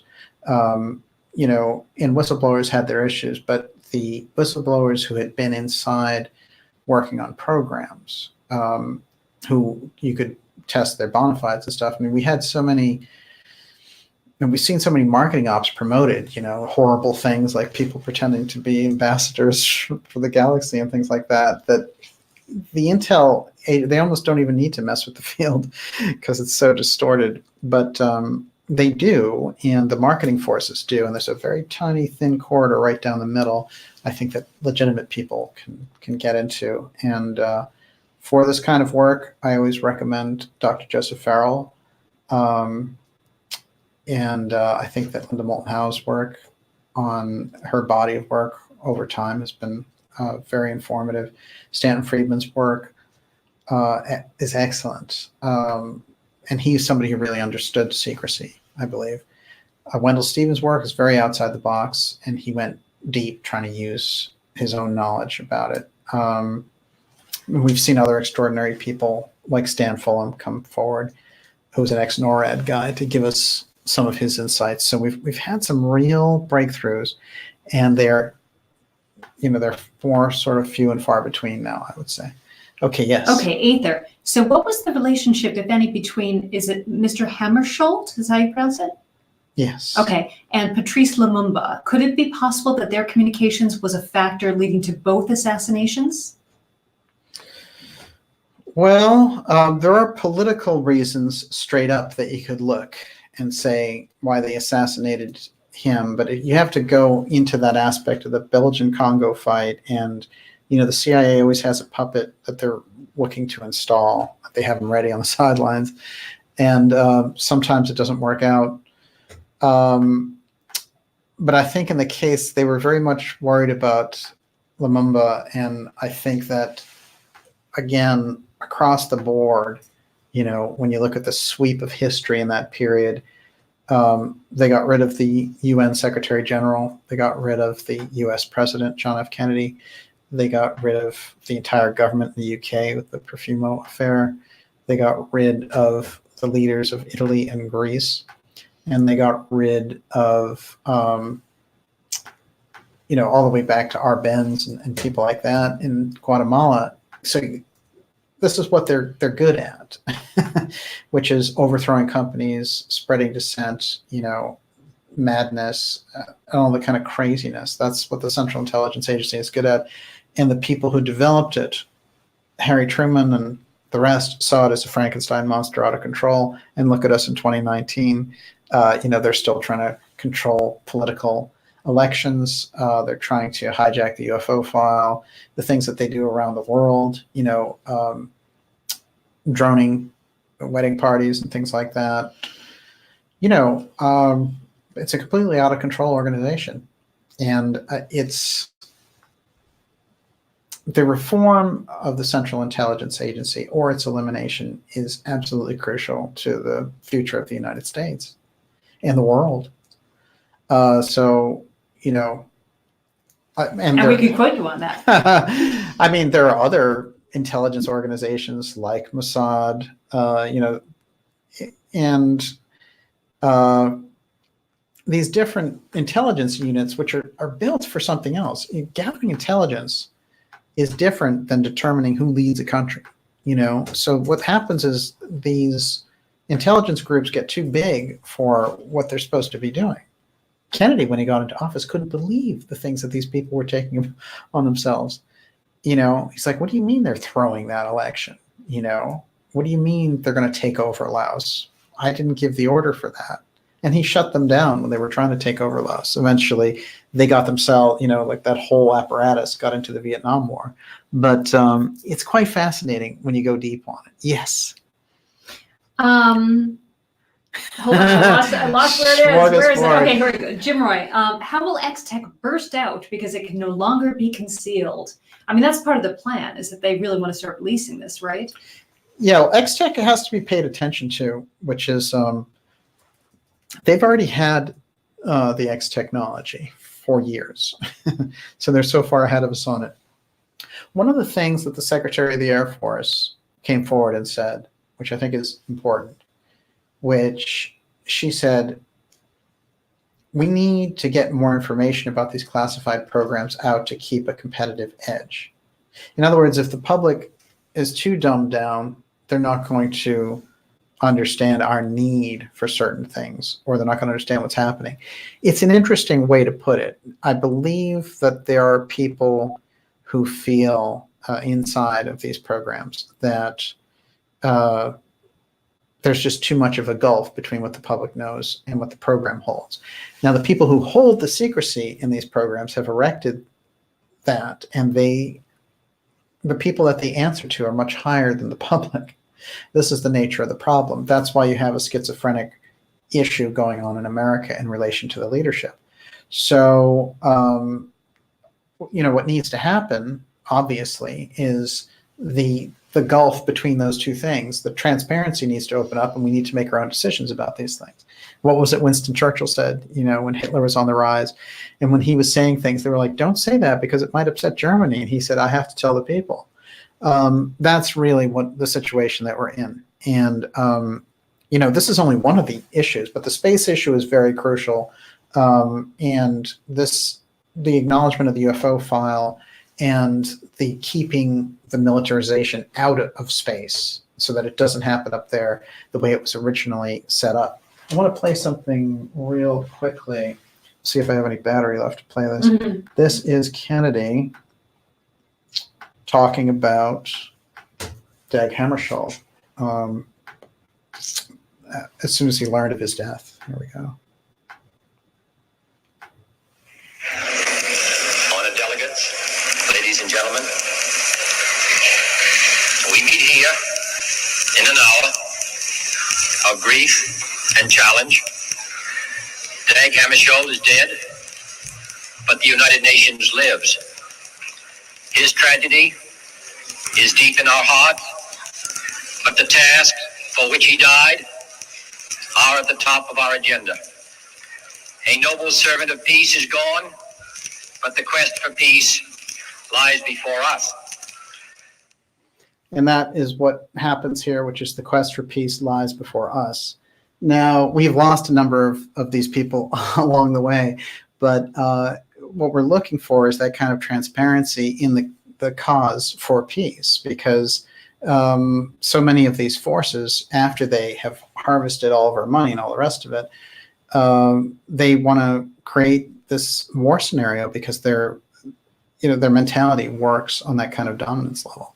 So I think what Kennedy was acknowledging there was that Hammarskjöld's quest for peace he just represents all of us who want to be able to pursue our lives creatively and not be in wars or not have our finances harvested and not have our culture degraded. I think it's crucial, and that's the kind of crucial turning point for 2020.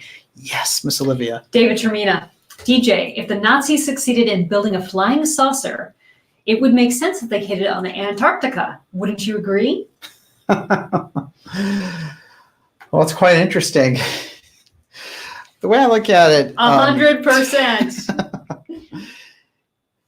I think it's interesting that when we look at Admiral Byrd and high jump and all the secrecy around it, and when he goes there and when he comes back, he's freaked out and they end it early, and he talks to a journalist and he says, we're going to have different types of weapons because we're going to be in a different type of war, because he saw these discs when he was down there. Now, I don't think he knew what to make of what it was, but there's always been that legend about a Nazi Antarctica base. I think that, Peenemünde was their central building space, and we may have recovered some of the Nazi flying saucers and may have re-engineered some of those. In terms of what they were able to ship out, I believe that a lot of that went to South America, and I believe that the technology for the Bell and the torsion physics technology also went to South America. When I speak with Dr. Farrell about it, he's talked about that corridor of South America into America. And, but yeah, I mean, I guess the short answer is, on the surface, it would seem obvious. But I think you could probably hide it in the jungles of South America also. Yes. Okay. Scott Johnson asked a great question. Will there be a space czar? Oh, well, that's an excellent point, right? What happens when you get to that level? Well, didn't Lou say it? Wasn't he sort of... Hey, that's right. Lou Elizondo, he's the director of global security. It's basically like saying, I'm the king of the world. Yeah, I can just picture them moving into these types of delineations. But the thing is, we haven't perfected a democratic republic on Earth yet. And so I think that what we're working for really is to get our act together on Earth and to explore space. That's where we need to be. We don't need to be militarizing space, and we don't need all of the money that's disappeared for 70 years to build this infrastructure that can control things on the ground, because we gave them the money and the technology to do it. And that they were good at hiding stuff and we didn't ask enough questions. Well, even if that's true, we take it back. Now we're asking questions and we want our money back.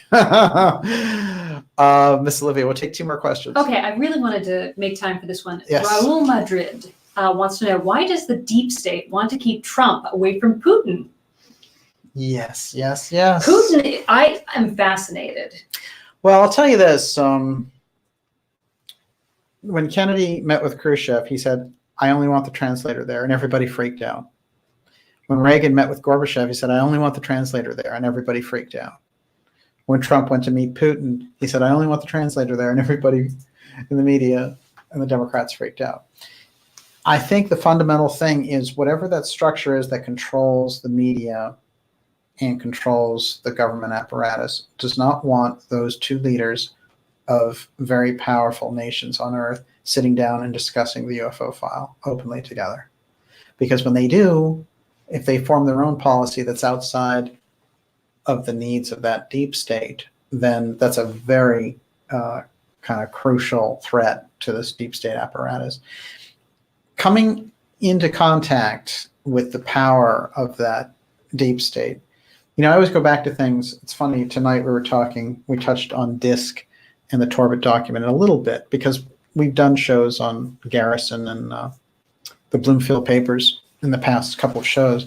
But one thing that's good to remember is that in the Garrison case, he comes up against, remember what his final thoughts, and this came from the publisher of the Ramparts magazine in his biography. It's quite interesting.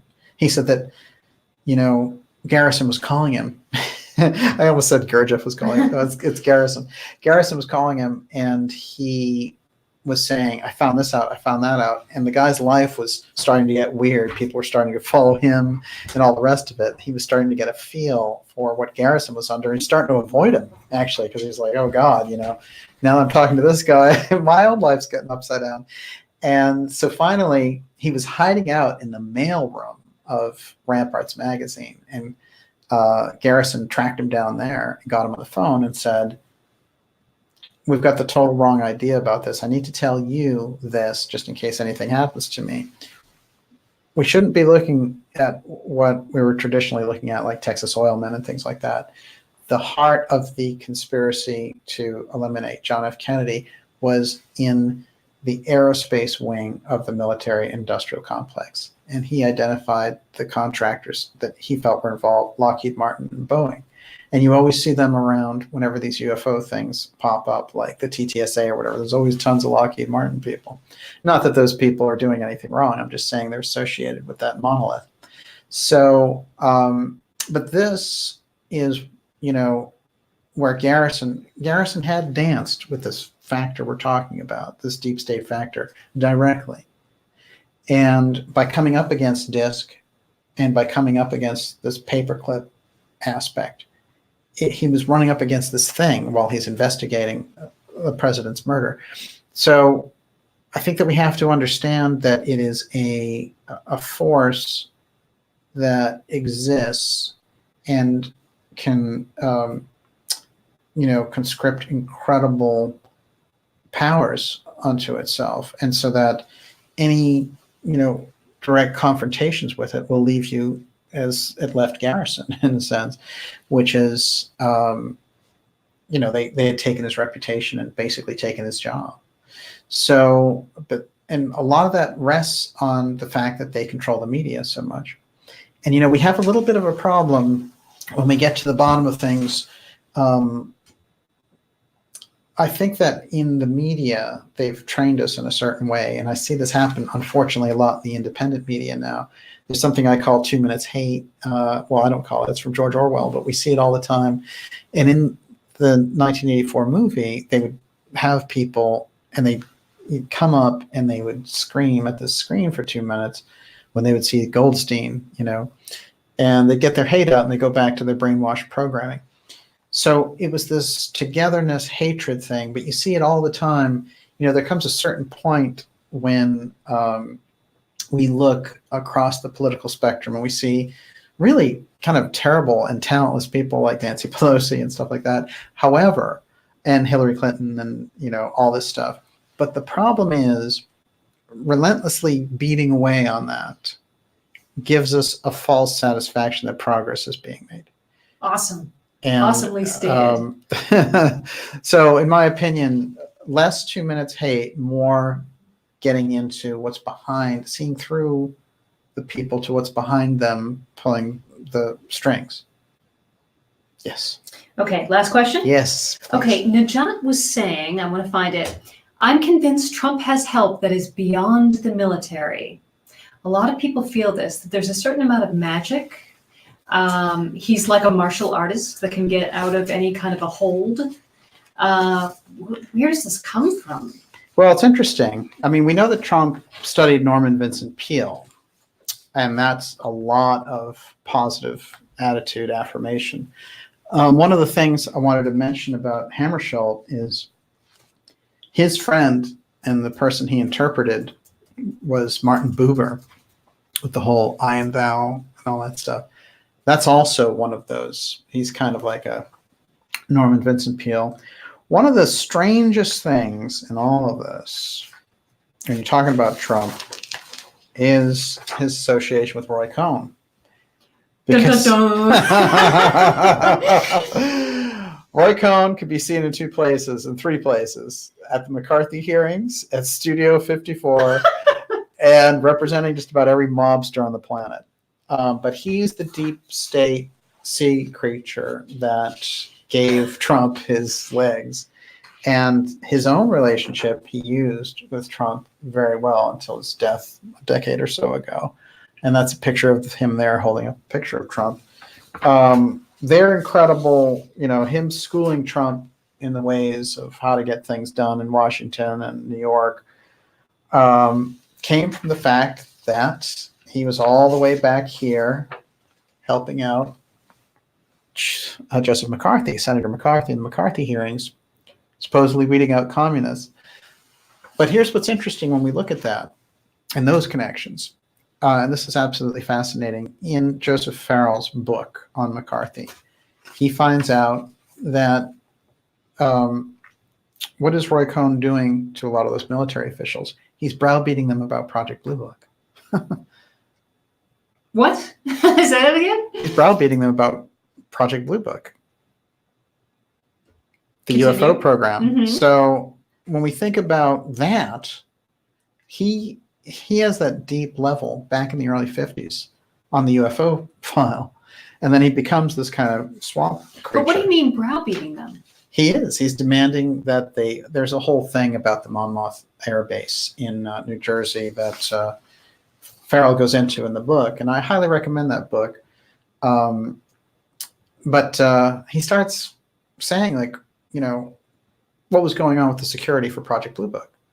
And who could associate McCarthy or Roy Cohn with Blue Book? You see, we have to understand that those players understand the nature of the UFO file, and they understand the nature of advanced technology.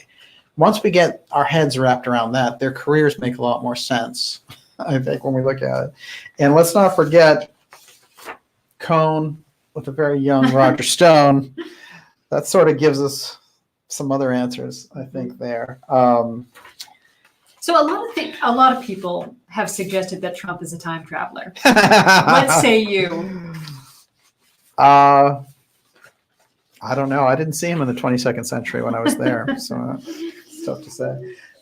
No, I think it's interesting. I think that strange mythology of the book, the Barron Trump book and all that, is, I think there's predictive programming in materials that go all the way back to the 19th century. And I certainly, the most profound example of it for me was in the work of the German artist who came over here. And he was part of the Sonora Aero Club, and we just happened to find his stuff almost by accident. And in there was a painting where it said Trump 45. So he is the 45th president, and his name is Trump. It's quite remarkable. Somebody was also saying Studio 54, President 45, Think Mirror. Hey, listen, if I don't play the Bee Gees by the time we get out of here, you know something's wrong.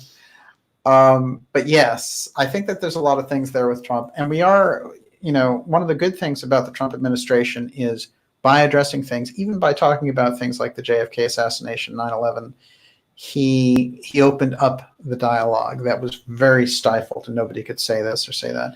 Trump had the advantage that Kennedy had going in, which is he didn't have a paymaster. Mm-hmm. And they couldn't control him that way. And they were absolutely outraged. Now, what's interesting for me, another way to look at this is something that Professor Scott says.